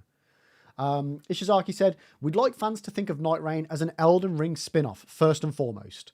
The story is completely separate and parallel to the world of Elden Rings. If you had to tie it in some way, we had the events of the Shattering in the original game. After the events of the Shattering, this is a completely separate branch of the Elden Ring story. We understand that there's a great deal of emotional attachment to the story of Elden Ring that a lot of fans have that we didn't want to encroach on too much. We wanted it to coexist with the existing story and for players both familiar and new to enjoy both of these stories separately. IGN said, so does this mean that George R.R. Martin has no influence on Nightreign's story or world? Ishizaki says, that's correct. IGN, it seems that given recent news, it's possible that Nightreign could potentially be From Software's last multi-platform game. Do you have any thoughts on the potential Sony acquisition of From Software? Ishizaki said, to be perfectly honest, we don't know right now at the moment where the direction currently is at. If it's taking place, we're not privy to it. IGN, what about the possibility of Nightreign coming to Switch 2? Ishizaki, I'm afraid we don't know anything about the Switch 2 at this point either, so it's difficult to say right now. Sorry. IGN, sure. Back to the game. One thing that wasn't clear to me yesterday, and FYI chat, IGN have played the game. So some of these questions are related to their playing as well. So one thing that wasn't clear to me yesterday, do you have to play it online in a group of 3, or can you also play it solo or in a duo? Ishizaki said the game is designed to be played as a 3-person team, but you can play it as a solo player. But no, it's either 1 player or 3 players. IGN, in 1 player, does the enemy health pool scale? Ishizaki says, that's correct. The reason that we went with a 3-player focus was that we wanted to retain that sense of accomplishment you get from battling a boss together or from conquering a map together, and that sense of enjoyment. But we wanted to recreate it in a fresh way, and we felt like focusing on a 3-player co-op experience would provide a brand new sense of accomplishment with that. IGN asked, why was 3 the magic number? Ishizaki said, this was largely a game balancing decision rather than a game design decision, so it came as development progressed. You know, we found that while we wanted each player to have that sense of accomplishment, that sense of rewarding co-op gameplay, this was like a sweet spot with 3 players in order for it not to feel too overwhelming or too busy. It allowed each player to go off on their own potentially and cover a bit of the map, but also to, you know, find that final experience coming together. That was 3 players felt like the sweet spot eventually. IGN, this is your first time as a game director. What have been your previous roles at From Software? Ishizaki said, I've been involved with development on From Software games since the original Dark Souls, where I was a level designer. And on Bloodborne, I was a level designer, come battle designer. And on Dark Souls 3 and Elden Ring, I was combat designer. IGN, one thing I used a lot in Elden Ring are the Spirit Ashes.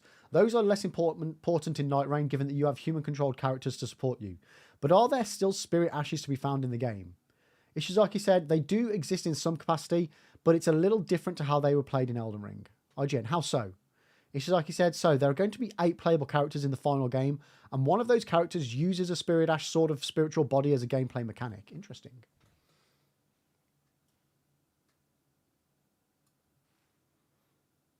Yeah, consumer, that's why I did a double take there.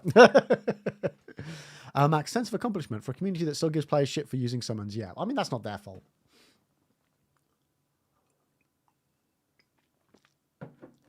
And not all of the community do. There's still some of us out there that say using summons is fine. So IGN, one sort of big selling point of the game mentioned in the presentation yesterday is that it's more approachable to newcomers, but it's still quite challenging. So are there any further assists you can toggle on, such as starting a session at a higher level or something? Ishizaki said, we don't have any such assist features or settings included. We put a lot of faith in our players regardless of their skill level. We believe that anybody can beat these games if they just go in with an open mind and a will to try. We've also incorporated the relic system, where you get these rewards from each run as you experienced yesterday. And even from a mildly or less successful run, you can still get these relics and gradually upgrade your roster and build up these characters for your next session. So we hope that gives players an incentive to keep on trying. IGN, I'm curious about the 3-day structure and how it came about. Ishizaki, initially when we set out to make Nightreign, we wanted what we're calling a condensed RPG experience. We wanted to take all of those elements from Elden Ring that players enjoyed, like the exploration, the building of the character, fighting through bosses, the sense of discovery, and condense that into a shorter, tighter play session. We also wanted to include this idea of having peaks and valleys in the gameplay. So there's got to be a flow in there. Bring the players up for the highs, and then it gets a little easier, and then they get to enjoy the gradual flow into the gameplay. And again, this was a balanced decision that came through development, but eventually that settled on a 3-day structure. Yo, Doc, how you doing? Welcome in, mate. It did indeed. Astrobot won Game of the Year. Where am I? Where did I get to? IGN, my squad eventually beat the final boss on the 3rd day after the numerous attempts. And then immediately afterwards, we played through it again and beat it a second time. It was a lot easier. How will the finished game be structured? Is there an incentive to play through it again, or will you unlock more bosses or harder versions of previous bosses? So Ishizaki said, so there's going to be 8 boss types. Sorry, there's going to be 8 boss types of final bosses in the final game. And as you progress through, these will be gradually unlocked and become available to fight. Okay. Interesting. So you will potentially fight the same bosses, and then as you progress, it unlocks additional ones that you can fight. Okay, so maybe there won't be as many bosses as I thought. IGN, right, but you still... But if you were to just redo the same one, it's not a harder version of that boss or fight or anything like that. It's always the same boss each time you get back to it. It's just like, something like these new Game Plus elements or subsequent play elements, we're currently still considering how to fill that. Okay, so that's something they're still working on. IGN, do you think it's risky at all at this point to launch a new multiplayer game, given other recent failures like Concord or Suicide Squad? The landscape is quite challenging in the multiplayer space. Ishizaki, we don't tend to look at the industry and base our game design or our concerns on what's going on in that sort of more general sense. We feel like if we're making something we're passionate about and we want to make, and that we enjoy playing, we trust the user will share in that experience and hopefully enjoy it as well. Also, we want to be clear that Nightreign is not like a live service game. Once you buy Nightreign, you get the complete package. Everything is unlockable out of the gate. So we want to be clear that this is what we wanted to make. It's not intended as a live service game. So there you go, guys. I feel personally that says... No, consumer, 8 boss types. 8 boss types. I feel that means if everything's unlockable at the beginning, no, everything's unlockable in the complete version, that's not, that kind of says to me, that's not going to have microtransactions. So while I still feel like this game would be the perfect sort of template to put live service, to put microtransactions on, I feel like that kind of settles that one. The relic system, what's that supposed to be? To me, the relic system is going to be like a form of... I would assume it's going to be a form of like items and upgrades that you can use to upgrade your character. And as you find them and beat levels, you will get more of these relics that you can then use to make your character better. That's the way I'm taking it, in that you're not going to have like all your talisman, like... This is not Elden Ring. This is going to be something new. I don't think you're going to have like all your weapons and armors and things like that. I think there's going to be it's going to be much more limited in that sort of terms. as to what you can and can't use. Like, you got to go around and you can just use the weapons that you find in the field other than your base weapons that you start with. Which I know kind of is always the case, but obviously it's going to be much more limited because it's a smaller map. Yeah, I still don't think microtransactions is something we need to worry about. Consumer asks, Scudder tree fragments come to mind? I mean, yeah, it could be something like that. Although, he did just say that there isn't anything in the game that makes it, like, easier in that respect. Like, there's no difficulty sliders, and Shadow Tree fragments are most definitely a difficulty slider. So, yeah, I don't think that would be the case. I don't think that would be the case. Lone, does that mean no DLC for Nightreign? I mean, a DLC is an add-on. So you can still have you can still have it add on and not have, like, this is the game that they want to make, and this, you're going to get the full experience of the game when you pay for it.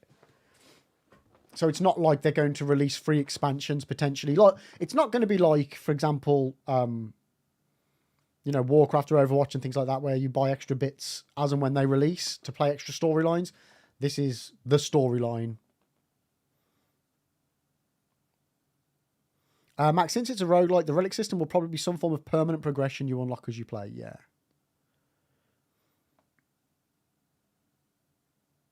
Yeah, it could be, yeah. Where did I get to?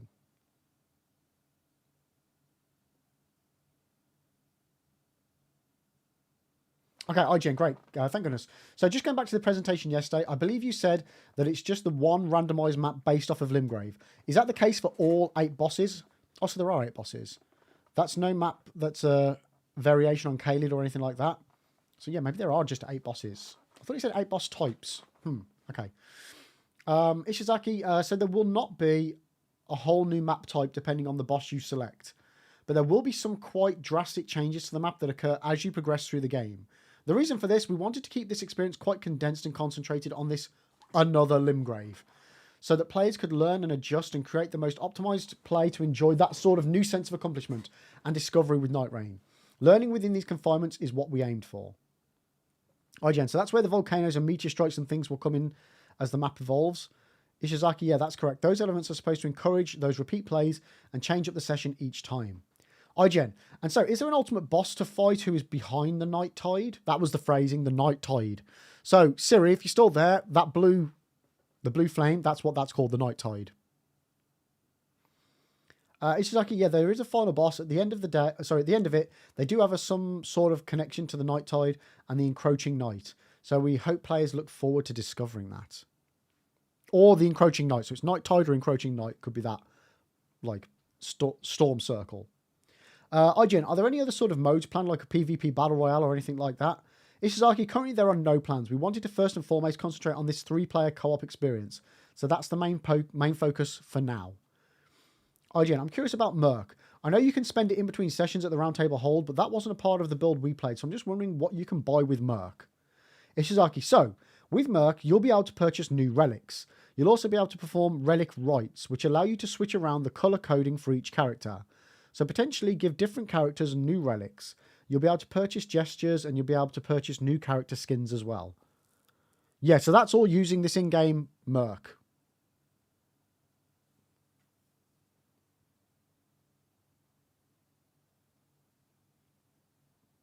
So is that just going to be like your XP? I feel like that's just going to be the XP that you get instead of runes. I mean, there is definitely an interpretation there of the, well, Merc could be something that you could buy with real cash. 100% there's an interpretation there for that. I just don't think they would. I don't know. Guys, what do you think? What do you think? Elden Ring V-Bucks. Yeah. Do you think they would go down the microtransaction line? Or what do we think?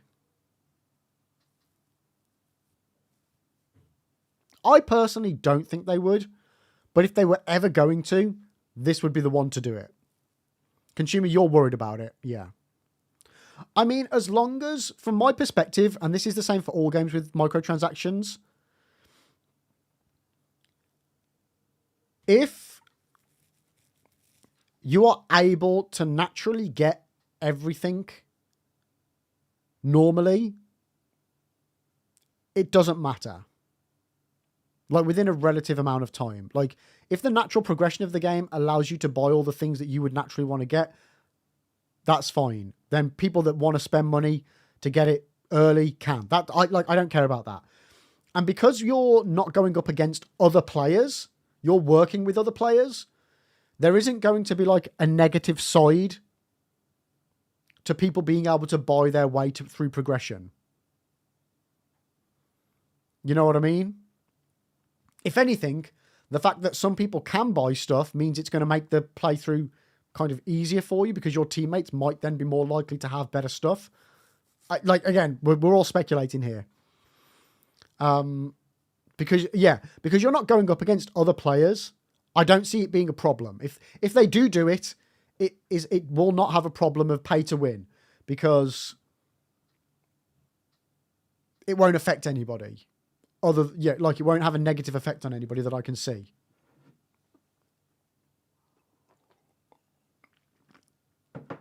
I don't know. Thoughts, chat. Thoughts. Max, if Sony buys the parent company, yes, they will.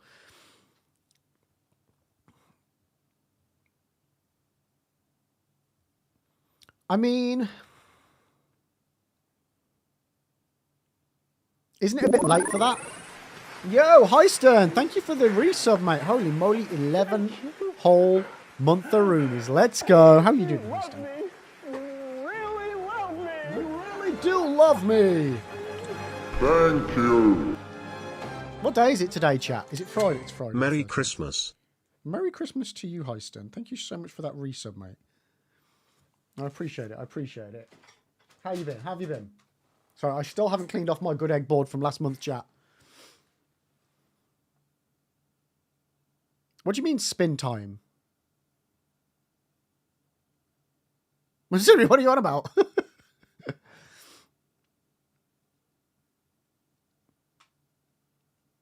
Siri, tier 1 is the normal one. Tier 3 is the one that... Siri, are you okay? Are you okay, Siri? Did your mind do a flip? Did your mind flip it round? Yeah. No, you're fine. You're fine, Siri. You're fine. Max, what do you mean a bit late? Game isn't out yet, is it? It's not like Sony has no track record of putting shit in game last minute by decree. I mean, it's one of those. It depends. Very good. Right. So I've spoken about this before. If Sony buy From Software, I think they would be foolish to take what is clearly a game developer that knows what they're doing and makes a lot of money by doing what they do the way they do it. It's one thing for Sony to then turn around and make them exclusives to PlayStation, which again, I don't think they would do across the board. I think they will definitely do PlayStation exclusive titles by From Software if they buy From Software, but I don't think they will make all of them exclusive. And it's a damn well other thing to then shoehorn in microtransactions into games that don't already have them. Because, like, again, with the state of the audience and the market at the moment and the industry, those sorts of decisions are killing games. Killing games. And Sony is not blind to this. Like, they've just lost, what, $200 million with Concord.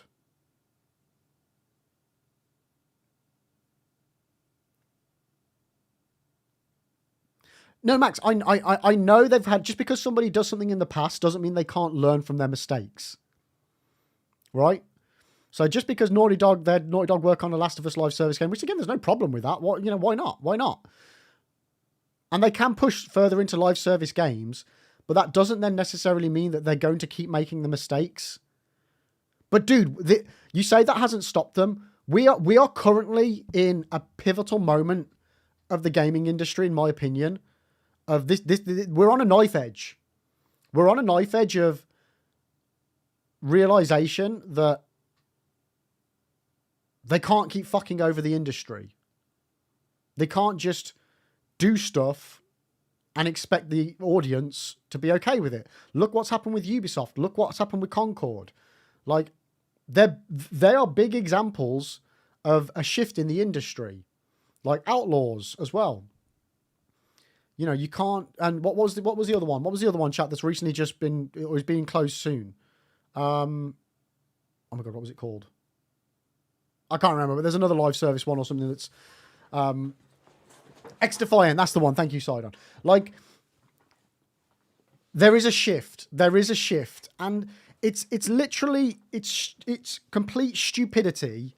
Complete stupidity to say, okay, we're going to buy From Software and we're going to stop them making the games that they make because we want them to make the sorts of games that we want to push.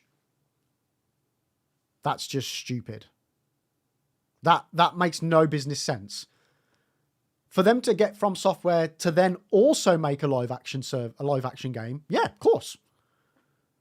That makes sense. That makes sense. But I don't think in a million years they would take the games that From Software makes, the Souls-likes, well, not Souls-likes because they are Souls games, and then try and change that formula because they work. They work and they sell. To then go off and try and do something different, like Nightreign, for example, that's a different kettle of fish. And I think that would 100% be something that they would push From Software to do. From Software has already been expanding their team in order to make more games more often. And there are other portions of Katakara as well that are more lined up for the gacha type style games. Like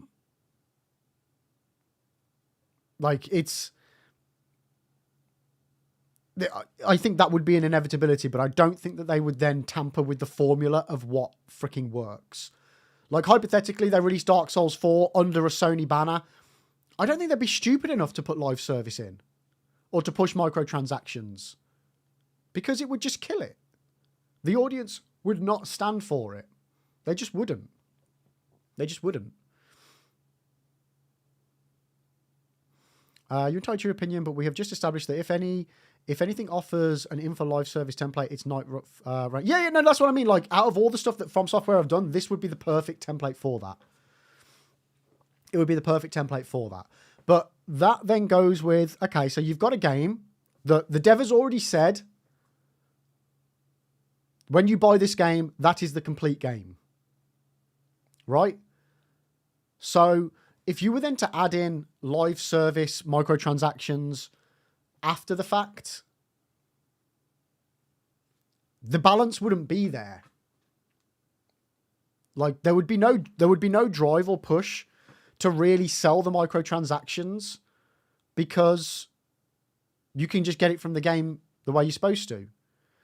Like, microtransactions really need to be built into the game to kind of push people to want to get them by making it super difficult to get them in the game. You know what I mean? Like, it's got to be woven into the game for it to work right. Otherwise, again, it's just not going to work. But Max, I get what you're saying. You want to have faith in the execs being able to think more than one step ahead, but they can't, they won't, and they will keep making stupid decisions. And yeah, I think they will. I think they will keep making stupid decisions. But that's what I'm saying. We're on a knife edge. We're on a knife edge at the moment that they can't just lose $200 million and not learn from it. They just can't. Like, legitimately, they just can't. They just can't. I think the only thing that will come out of a Sony acquisition in the short term, like 5 to 10 years, is there will be more Sony exclusive From Software games.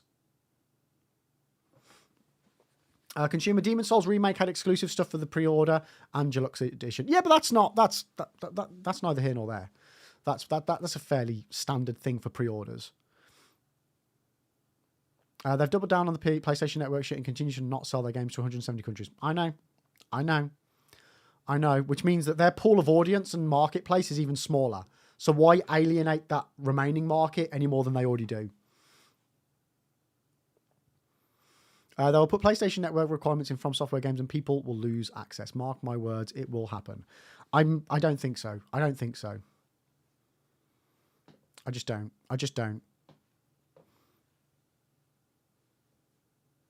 Yeah. I'll be honest with you. I don't think that PlayStation Network requirement will stay for long. I mean, like 5 years time, that won't be a thing anymore. That's where I'm at with that. It's the thing of, do they want to get more people on their consoles, or do they want to sell more games and make more money? Because they will make more money if they sell more games. Fact. Yeah, it's great for them to build up their market share with consoles, but even the higher execs have said that, like, the console industry, it's almost over. Like, moving forward, there's not going to be anywhere to move, like, as far as new upgrades on new consoles and things like that. You know, they've got to evolve, otherwise they will just become what's the word I'm looking for? Not invalid, but you know what I mean.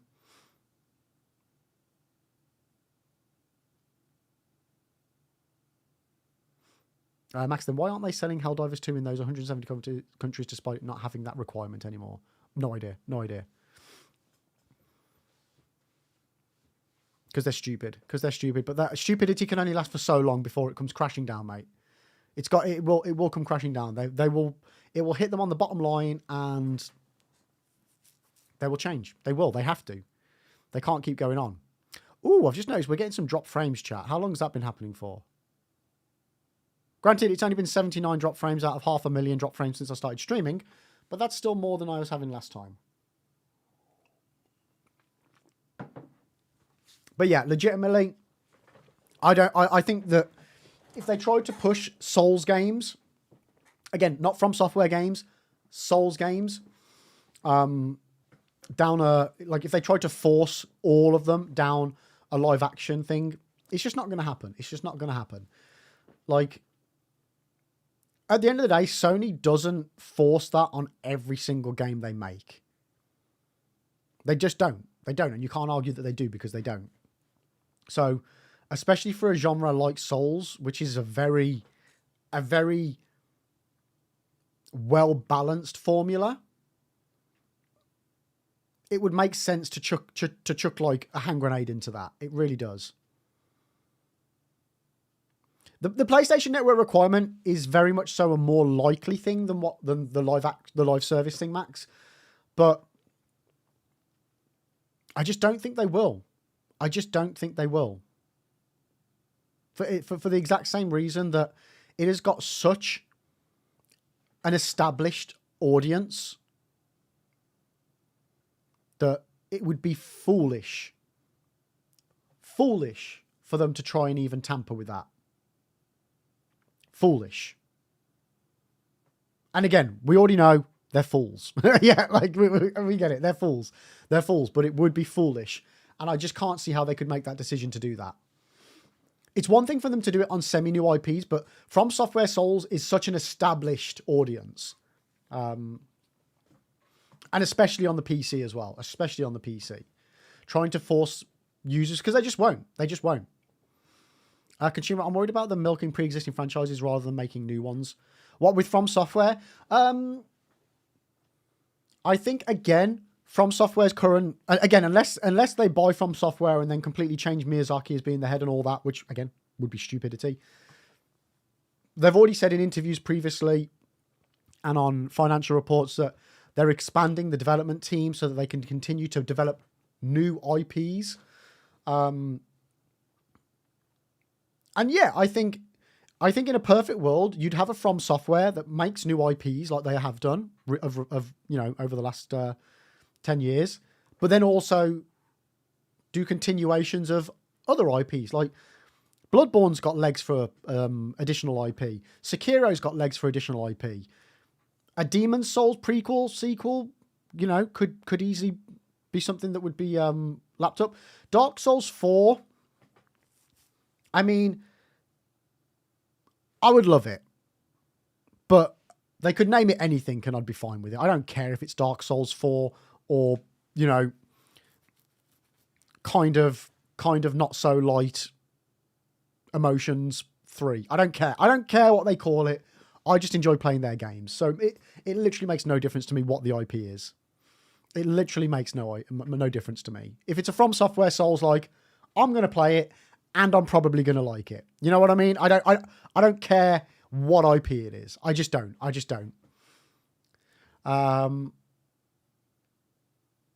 Jesus Christ, man, don't give them ideas. Right, anyway, chat, I forgot where we got to onto the interview. Okay, we read about the Merc. Okay, here we go. So speaking of the character classes, I found the 4 different ones that we played with yesterday were really quite unique compared to the base classes from Elden Ring. Was that the case from the beginning, or did the game begin with, warrior, samurai, stuff like that, and it evolved from there? So Ishizaki says, so the reason, first of all, just for some context, for having these set characters was we wanted to create this multiplayer experience that you could just jump into very quickly and casually without worrying too much about character creation or character builds off the bat. So with that, as this kind of initial staple for the design, we set about designing these different characters and their specialities. And quite quickly, we landed on their unique skills and ultimate arts. And we figured that we wanted a more of an action gameplay focus rather than landing them in sort of a preset type of character, like there's the mage or there's the warrior or there's the tank. We wanted them to each feel quite unique in their gameplay and in their skills and abilities from the get-go. IGN, will each character have their own storyline, or is it just one storyline that each character goes on? Ishizaki says, yes, each character has their own backstory that players can uncover and interesting quirks to their gameplay that evolve as well. So we hope players look forward to that. Okay, cool. That's cool. IGN, in terms of the backstory, is it just experienced through the codex that the Round Table hold? Ishizaki, there will be other elements as well for players who enjoy the sort of side of this game to uncover the characters' backstories and things. It won't just be limited to the codex. What's the codex? IGN, there was a character in the presentation that I don't think was one of the ones that we played. That was said to be able to raise slabs of rock out of the earth and then use them as a springing off point to do attacks or something like that. Is that one of the unannounced characters? Ishizaki, yes, of course. That character will be available in the full release. He will be playable in the final version. Okay, that doesn't mean anything. IGN, I'm curious about the random nature of the map. It seemed like the initial landing area was always kind of more or less the same, with the same ruins to quickly get some XP, but then it seemed a bit more random beyond that. Is that by design to make sure that the player gets off on the right foot?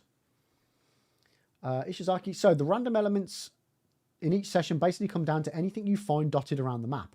So the weapons, the enemies that appear, the bosses that appear, the random events that take place, and the points of interest, the key locations that pop up around the map. So these are generally randomized throughout each session.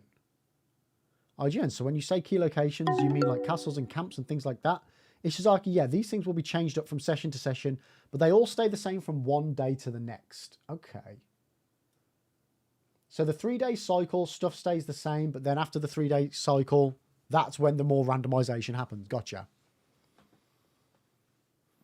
Yo, Dan, how you doing? Welcome in, welcome in. Nerd alert. How you doing, buddy? How you doing? Welcome, welcome, welcome, welcome. How's your day going today, Dan? It's good to see you. It's good to see you. We're just reading through the interview about Nightreign, the new Elden Ring standalone spin-off that's coming out next year. Hyson, isn't the 3-day cycle the end of the run? Yeah, so each session is a 3-day cycle. So each session, the map will stay the same from the sounds of it. But then the next session of 3 days, the map will randomize. I think that's the way I read that. Here we go. Spectral Hawk. So IGN, I found that I only used the Spectral Hawk maybe once or twice. I'm just curious, at any point during development, was there a thought of letting players use it manually at any times like the glider in Breath of the Wild, or was it always going to be a fixed point, designed to be shortcuts to very specific locations? Dan, you took some time off work. Here's about... Oh, no, dude, I'm sorry. Are you okay? I hope you're all right, man. I hope you're all right. Yeah, get rested. Get rested. I'm tired. I was up till 4 last night and then slept till 12. So I'm still very, very tired, even though I got my sleep.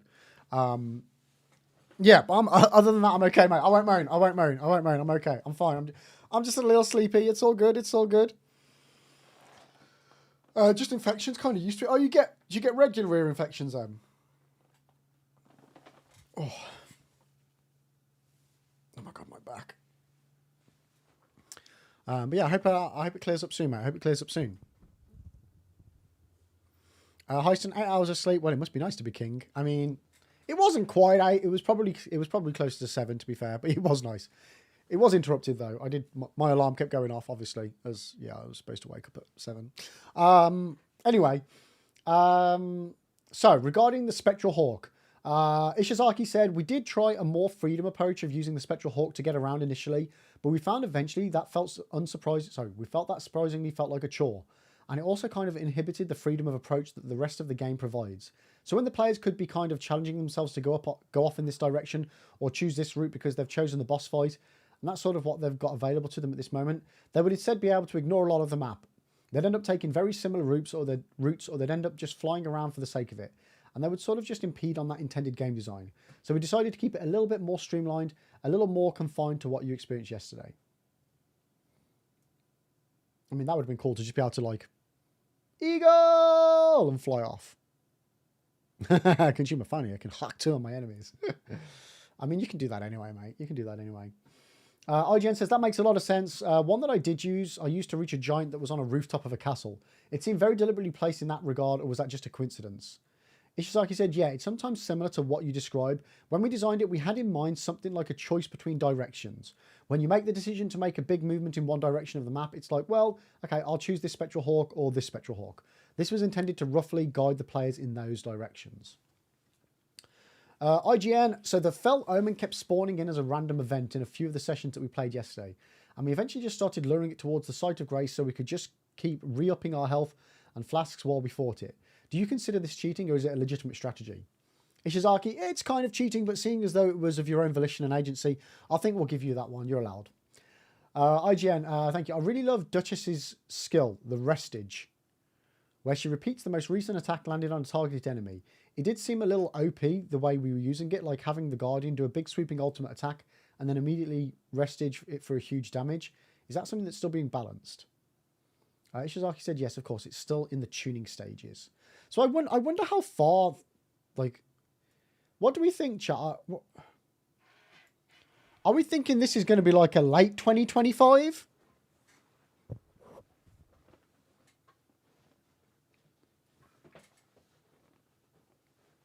What do we reckon? First half of the year, second half of the year? I'm thinking second half of the year. Because we've only just had the Elden Ring DLC, so...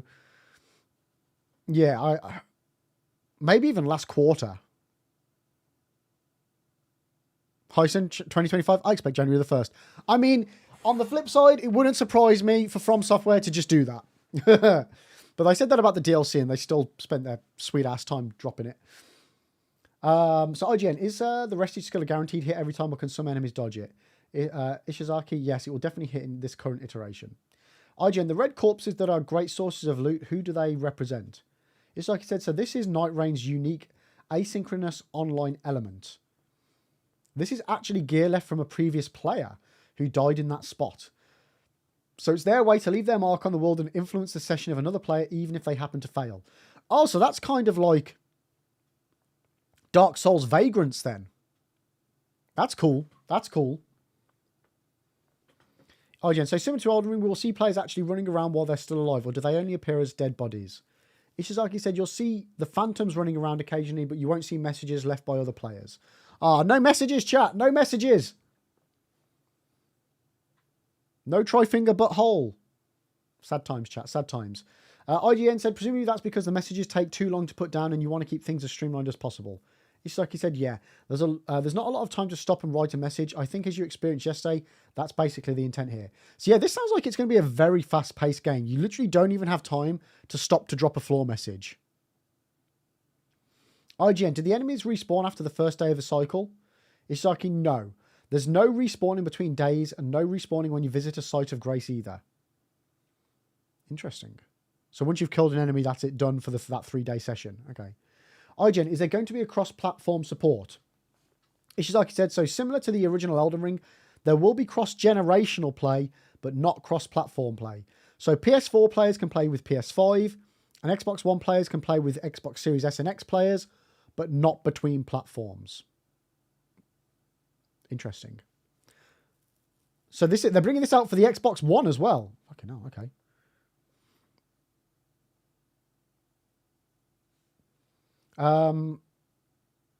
IGN, the heavenly area where the 3rd day boss fight took place, was that unique to that Gladius boss, or is it always the same on the 3rd day of each boss?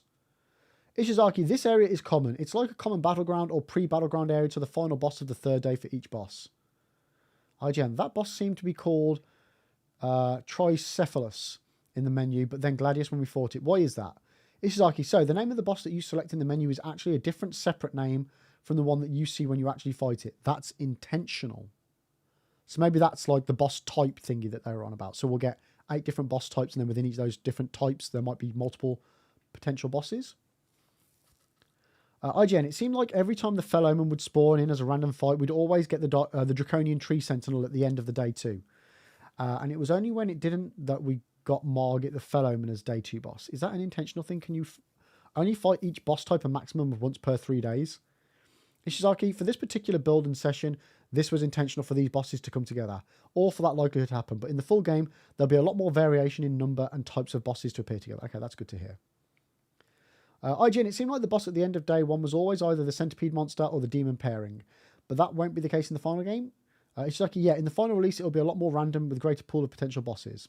Nice, nice. More bosses means more replayability, chat. Love it, love it. IGN, if it's less predictable, it sounds like it'll be a lot harder. Do you intend Nightreign to just be a one-off, or are you hoping this style of game, not necessarily under the Elden Ring banner, but that this type of game will become staple of From Software in the future? Ishizaki, we don't really have a plan in terms of, we're going to make more spin-offs we're going to make more spin-offs, or this is going to be a one-off type of thing. This was purely sort of a happenstance of me wanting to direct my own game and wanting to use Elden Ring and the battle design that I took part in the base game, and my intent in online co-op games as well. So this all just came together nicely to build on what we're cultivating with Elden Ring. So that's why this is a spin-off. I can't really say for sure where we'll go in the future. IGN, any final thoughts? Ishizaki, so I created Nightreign to be a new thrilling type of gameplay with that familiar sense of accomplishment and overcoming tough odds that players are familiar with. So I hope these two things come together and provide a fresh and fun experience. So please look forward to it. IGN, absolutely. I've definitely had a great time with it so far. Thank you very much. Interesting chat. Interesting. What's everyone's thoughts on that? Peggy 16. Peggy 16. Oh, bollocks.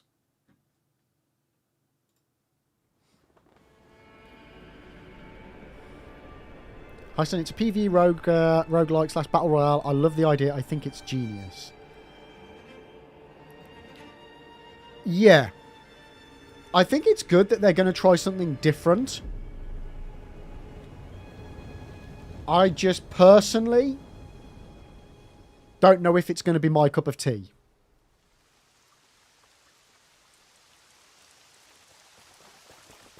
Max, if it's good, it's good, and if it ain't, it ain't. Yeah, roguelikes are hard to do well. Especially within existing IPs.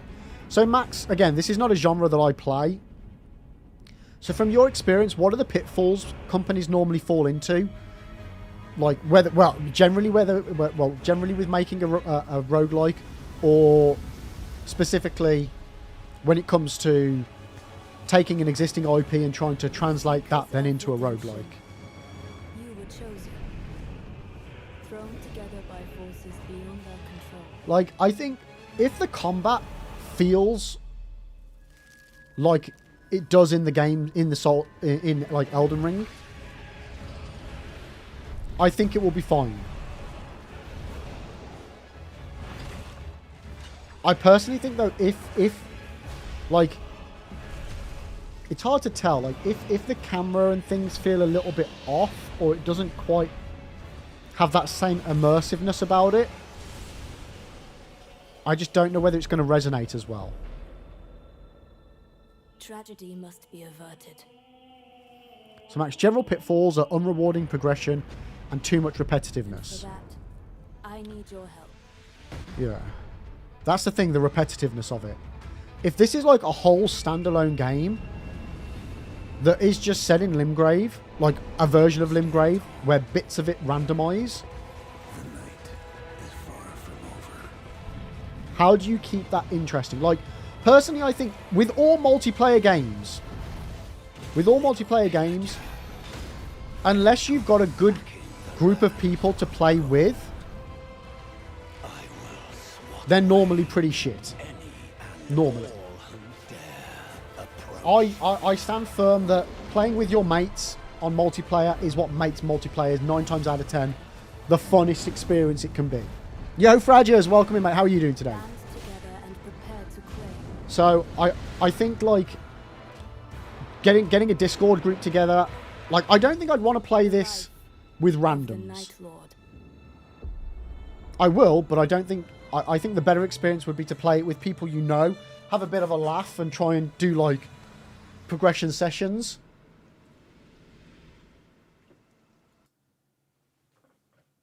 Peggy 16.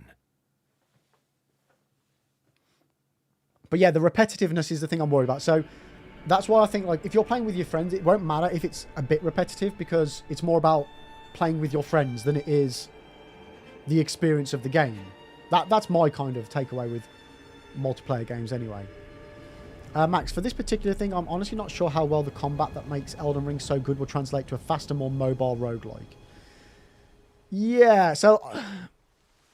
No, let me just read your next message. Dying and learning the boss moves is a staple of Elden Ring, but you can't really do that in a roguelike, because if you die, it's game over and you have to start from the very beginning again. Yeah. Yeah. Unless your teammates can revive you. Potentially.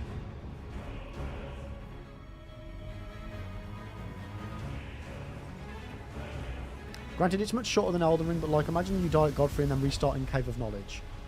Yeah, that aspect of it is going to be very interesting. Or would you just restart at the nearest site of grace? You were chosen. Thrown together by forces beyond their control. Unless your whole team dies. Like, this game is clearly designed about being for 3 players. And I feel like they've made it 1 player as well. Just so that they don't lose a good portion of the audience that don't play multiplayer. I feel like the 3-player experience is going to be the key way of playing it. If I just have you watched Tulsa King, because there's a guy in there. No, I haven't, mate. I've got no idea what Tulsa King is. Is that a TV program? Is it just because he's bald and wears glasses and has a beard, though? Tragedy must be averted. Max, knowing a roguelike, death means the end of the run. For, like, even in a party play, Max. Heisen, yeah, but the next run you pick it up and it's completely different, not running through the same area. Heisen, they said 15 minutes per day. So did they? Okay, Heisen, where have you heard that? Have we got another interview that I could have a read of?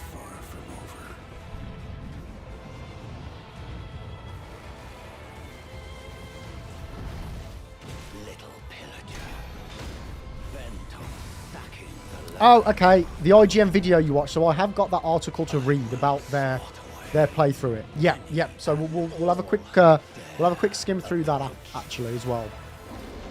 Yeah, there's a couple of... For some reason, IGN have decided to do 3 separate articles about it. But yeah, so my understanding is that day 1, 2, and 3, the map will be the same. Then for session 1. Then for session 2... there will be randomized locales on the same map. So it's the same base map with randomized locales for each new session. Learn how evil would it be to make us fight all 4 Knights of Gwen at the same time. I don't know. The more I've read about the game, the more I'm feeling that it's not going to have as big a pool of bosses as I was hoping.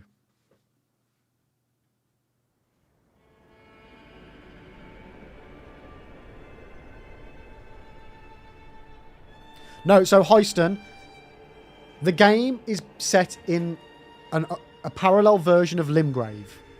Limgrave is the base map, with certain bits randomized to add different, like, castles and volcano areas and things like that. But it's always Limgrave, or Nightrein's version of Limgrave. So there's no Caelid, there's no Altus Plateau, no Mountains of the Giants, none of that. It's Limgrave as the base game, from the base game, but different.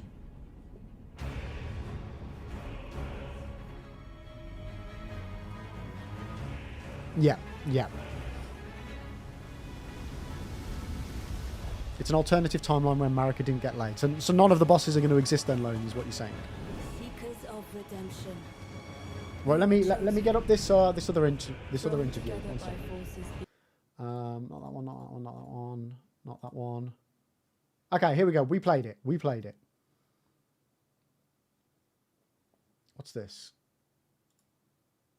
Okay, that's nothing. Go away. Okay. I mean, there's future potential for adding different base maps, then I guess new bosses and stuff. I mean, definitely. Again, due to the nature of the game, it's definitely got that potential, but it just, the way that he said that you buy the game, you get the complete game, makes me feel like they have got zero plans for that. Or could that just be them being coy about it? Unless they do drop stuff and you get it for free. Yeah, Max, exactly. Yeah, sorry, I didn't clock you just said that. I don't know. It's one of those that I feel like they make that statement of you get everything. That means it's the whole game. But then that doesn't then mean that they won't do expansions for it later on down the line. But I don't know. And then it becomes a live service game. So yeah, I don't know, chat. I don't know.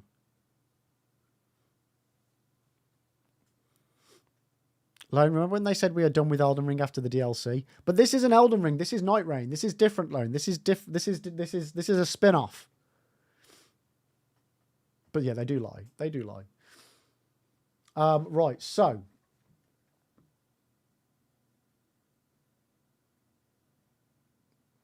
let's have a read of this. How long is this article? Okay, not too long. Not too long.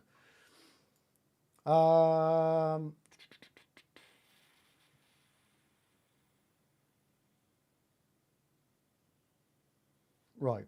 So,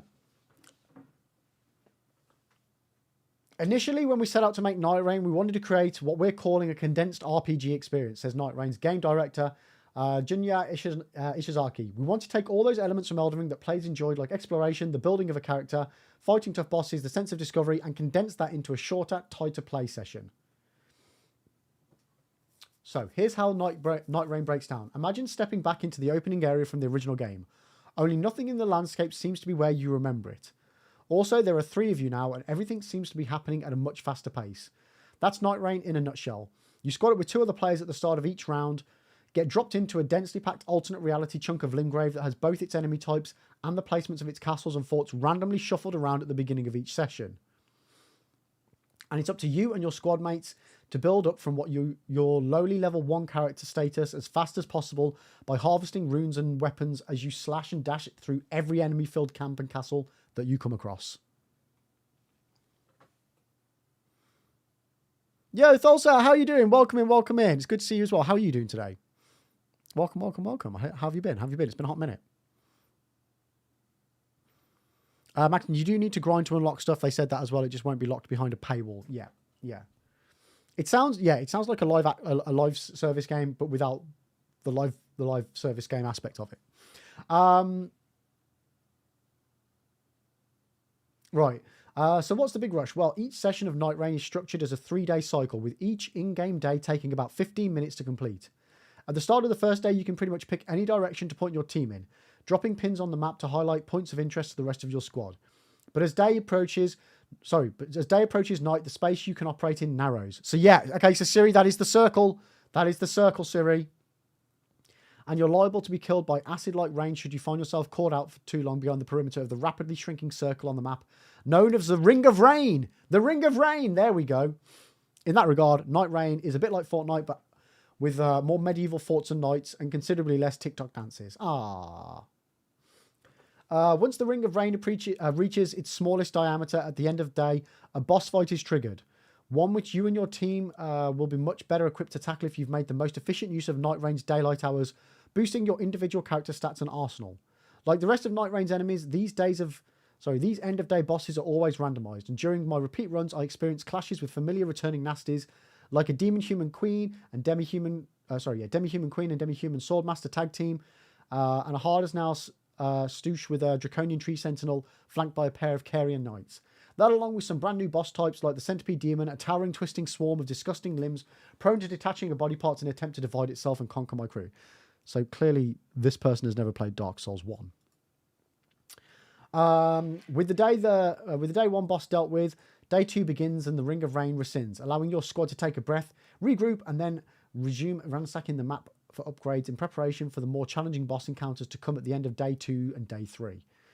It's a structure that allows for a gradual build of tension before a palpable sense of accomplishment and release with each boss felled. Over time, my squad mates and I became a well-oiled machine as far as getting the balance right between beelining for churches to snatch up valuable HP flasks and taking down the more major overworld enemies like dragons and hippos in order to get maximum rune boosts for Buck before the map was cast into darkness once again. Okay. So yeah, it very much sounds like teamwork is going to be crucial here.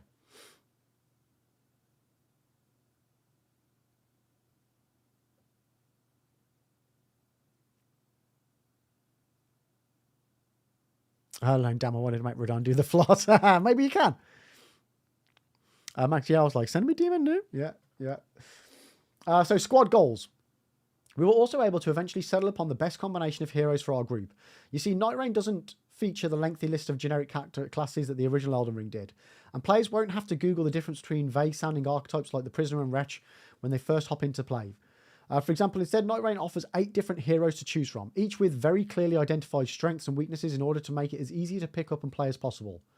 4 were playable in the preview build.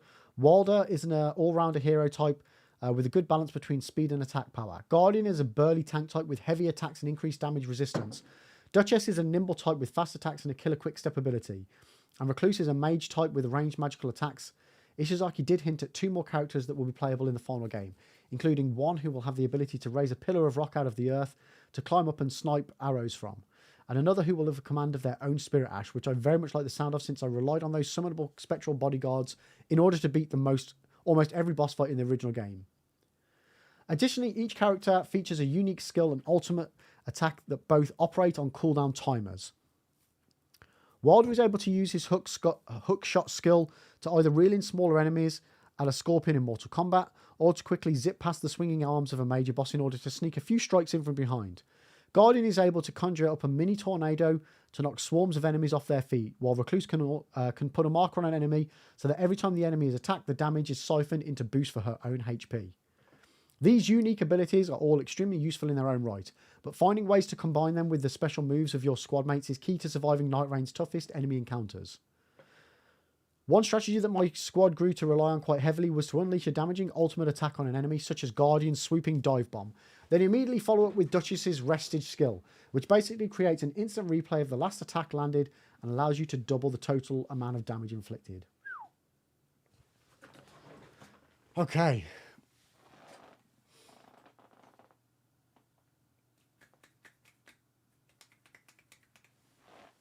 Also, man, Miyazaki lied to us when he said there was no future projects for Elden Ring. Yeah, I mean, we just need to stop listening to him at this point, chat. Brad Lib, you should consider making a YouTube. Oh, I'm going to, Brad. I'm going to. I mean, there's a lot to get through, and to process. And the plan is very much so to do a YouTube video. I don't know what I'm going to. Yeah, other than just reading through it all, I don't know what I'm going to go on, but. It really doesn't help. It really doesn't help that I don't play roguelikes, so I don't really have like a comparison or knowledge of the genre to be able to really, really discuss it.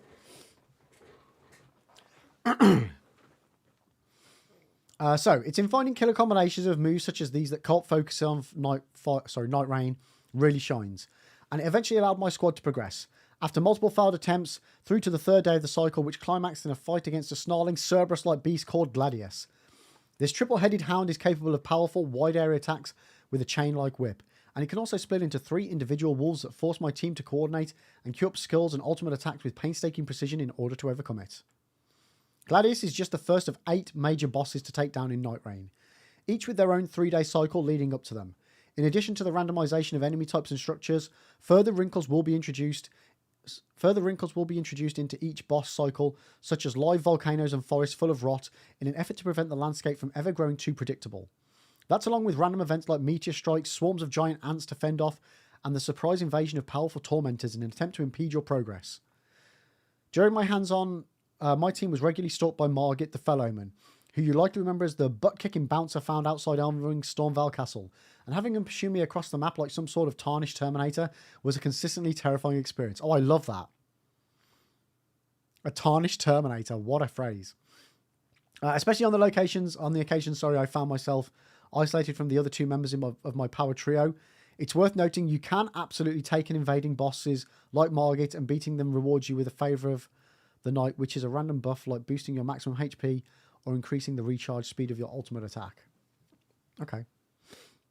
So, reining it in.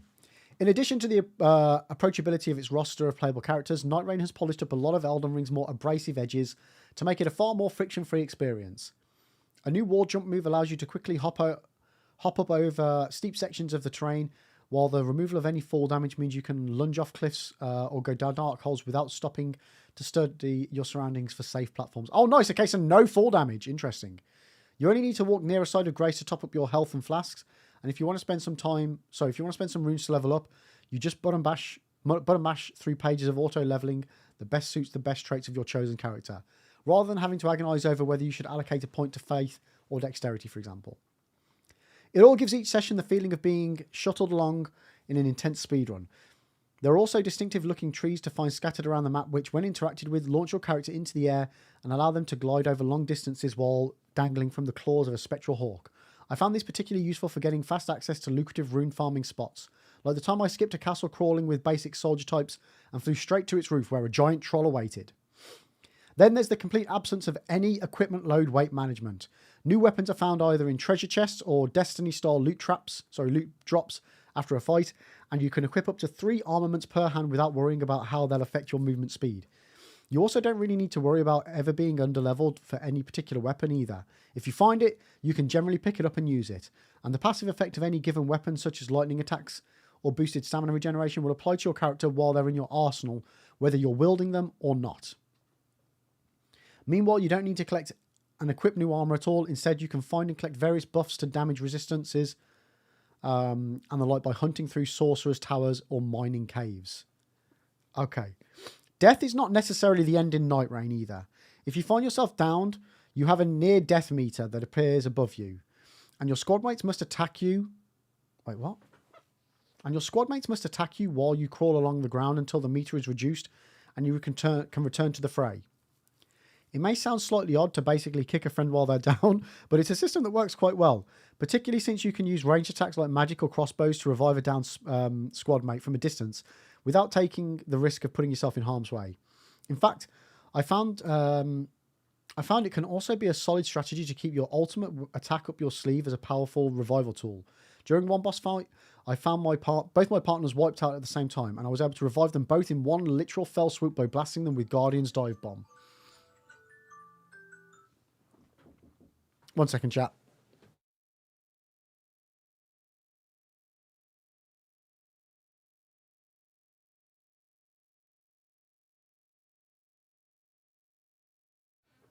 Okay, guys, I am gonna have to wrap this up soon. Mrs. Lib was gonna go and pick up Junior from school, but she is absolutely shattered. So we'll read through the rest of this, and then we'll have to call it for the day. Right. Thanks for the biddy. Where did that cut off? So. Nightreign is thankfully a little bit more lenient on you during the day. If you die before you can be revived by a squad mate, you'll be able to respawn with full health. You just penalise one level. You're bored. Thank you, Fisky. Your butt. You just penalise one level of your character's progression, which can admittedly be fairly costly given that the highest level I ever... You're bored. What are you doing? We got like 10 minutes and I gotta go. You're bored. Guys, I've got to pick up Junior. Shh, stop it. I know you're bullying me. 1 second. Stop it. You're bored. Guys, legit, we got to get through this article before I go, and I've got to go in like 9 minutes. Stop it. You're bored. God damn it, I will disable it. You're bored. I will turn it off, chat. Stop it. I'm not even joking. Stop it. You're bored. I hate you all. Thank you, girl. But he's probably not going to work. You're bored. You're basic. Fine. Yeah, I will turn this plane around and fly home. Right, I'm going to read through this. And if you guys ignore me and keep doing that shit, fine. Whatever. I'm just going to turn my headphones down so I can't hear it. Ha! Who's the fool now? Huh? Anyway, right. You just penalise one level of your character's progression, which can admittedly be fairly costly given that the highest level I ever reached during the 3-day cycle was level 14. However, although you can revive down players during an boss fight, there are no actual respawns during these climactic moments. And should all 3 of you be wiped out at once, it's the end of the session and must restart day 1 with everyone back at level 1. So you need to stay on your toes in order to keep the rest of your squad on their feet. Okay, so yeah, if you do die, you die. You're fudged. You're fudged.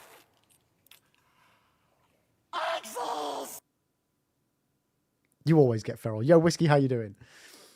So in between sessions, you return to the rotating hold hub, where you can practice your attack combos in the training yard, study up on enemy strategies and character lore in the codex, or spend the currency you earn from each run, you know, as Merc, to buy character emotes and customizable skins from the merchant. In this roundtable hold, you can also configure each character's relics.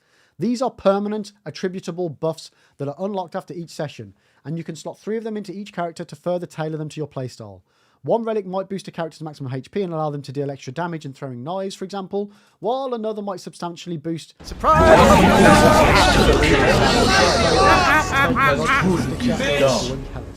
Long-term From Software fans will recognise these relics as being reminiscent of Bloodborne's blood gems. Okay. Interesting. Did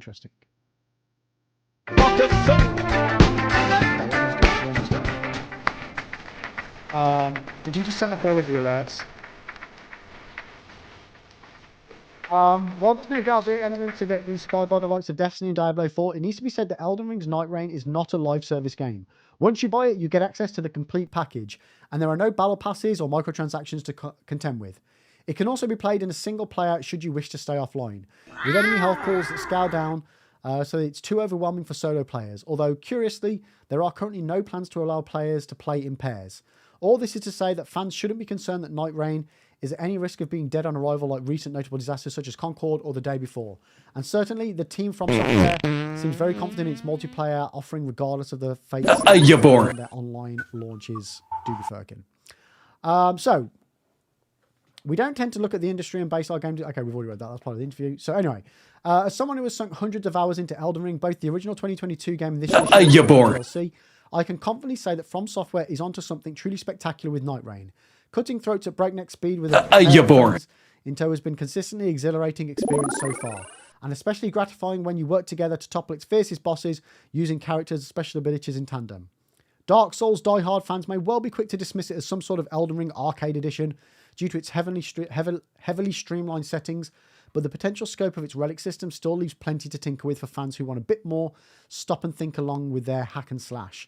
Assuming the developers can throw enough randomized elements to keep each 3-day assault feeling fresh, then Elden Ring Nightreign could well provide an exciting change of pace for existing fans, an enticingly accessible entry point for newcomers when it launches sometime in 2025. Let's go! Love it. Okay.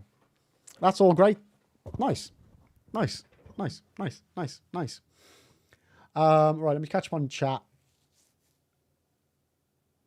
Yeah, also I'm unsure. But we'll see. Hopefully, if the combat fights and plays like Elden Ring, I think we'll be fine. I think we will be fine, chat. I really do. I really do. But anyway, I'm gonna have to call it because, like I say, I need to go and pick up Junior. Sorry for the short stream today, chat. Obviously, I was up till 4 o'clock last night, and then didn't wake up on time. But we'll be back next week, chat. We'll be back on Monday, but we're going to be back with some Indiana Jones and the Great Circle. I know I'm boring, Max. I know. You're boring. I hate you all. I turned my volume back up. Why did I do that? But yeah, so we'll be back on Monday. Hopefully I'll be able to get another video about this. I'm going to turn my volume off. So yeah, we'll be back on Monday, but we'll be doing Indiana Jones. Don't forget, guys, if you haven't already downloaded Monopoly, Monopoly Go, we are being sponsored by them at the moment. There is a link in chat, so please do that and just play as much as you can. The more you play, the more money I get. Skadoosh. But yeah, so guys, have a great weekend. Again, sorry for the short stream. I'm just going to find someone that we can raid into. Ooh, yeah, we're gonna raid Snooky because he's playing some Bloodborne. So we're gonna go over to Snooky, Guys, share some love. Have a wonderful, wonderful rest of your day. Have a cracking weekend as well. Again, sorry for the short stream. Don't forget, like and subscribe over on the YouTube. Join the Discord. You guys do all the stuff. Copy the stars if you are a follower. Copy the stars if you're a subscriber. Copy the stars if you are a... you're boring. I think I've said that the wrong way around again several times. But guys, have a wonderful one. Thanks for watching. And yeah, we'll talk about more Nightreign next week as well. So yeah, take care everyone. Sorry for this rush stream. Appreciate you. Bye-bye.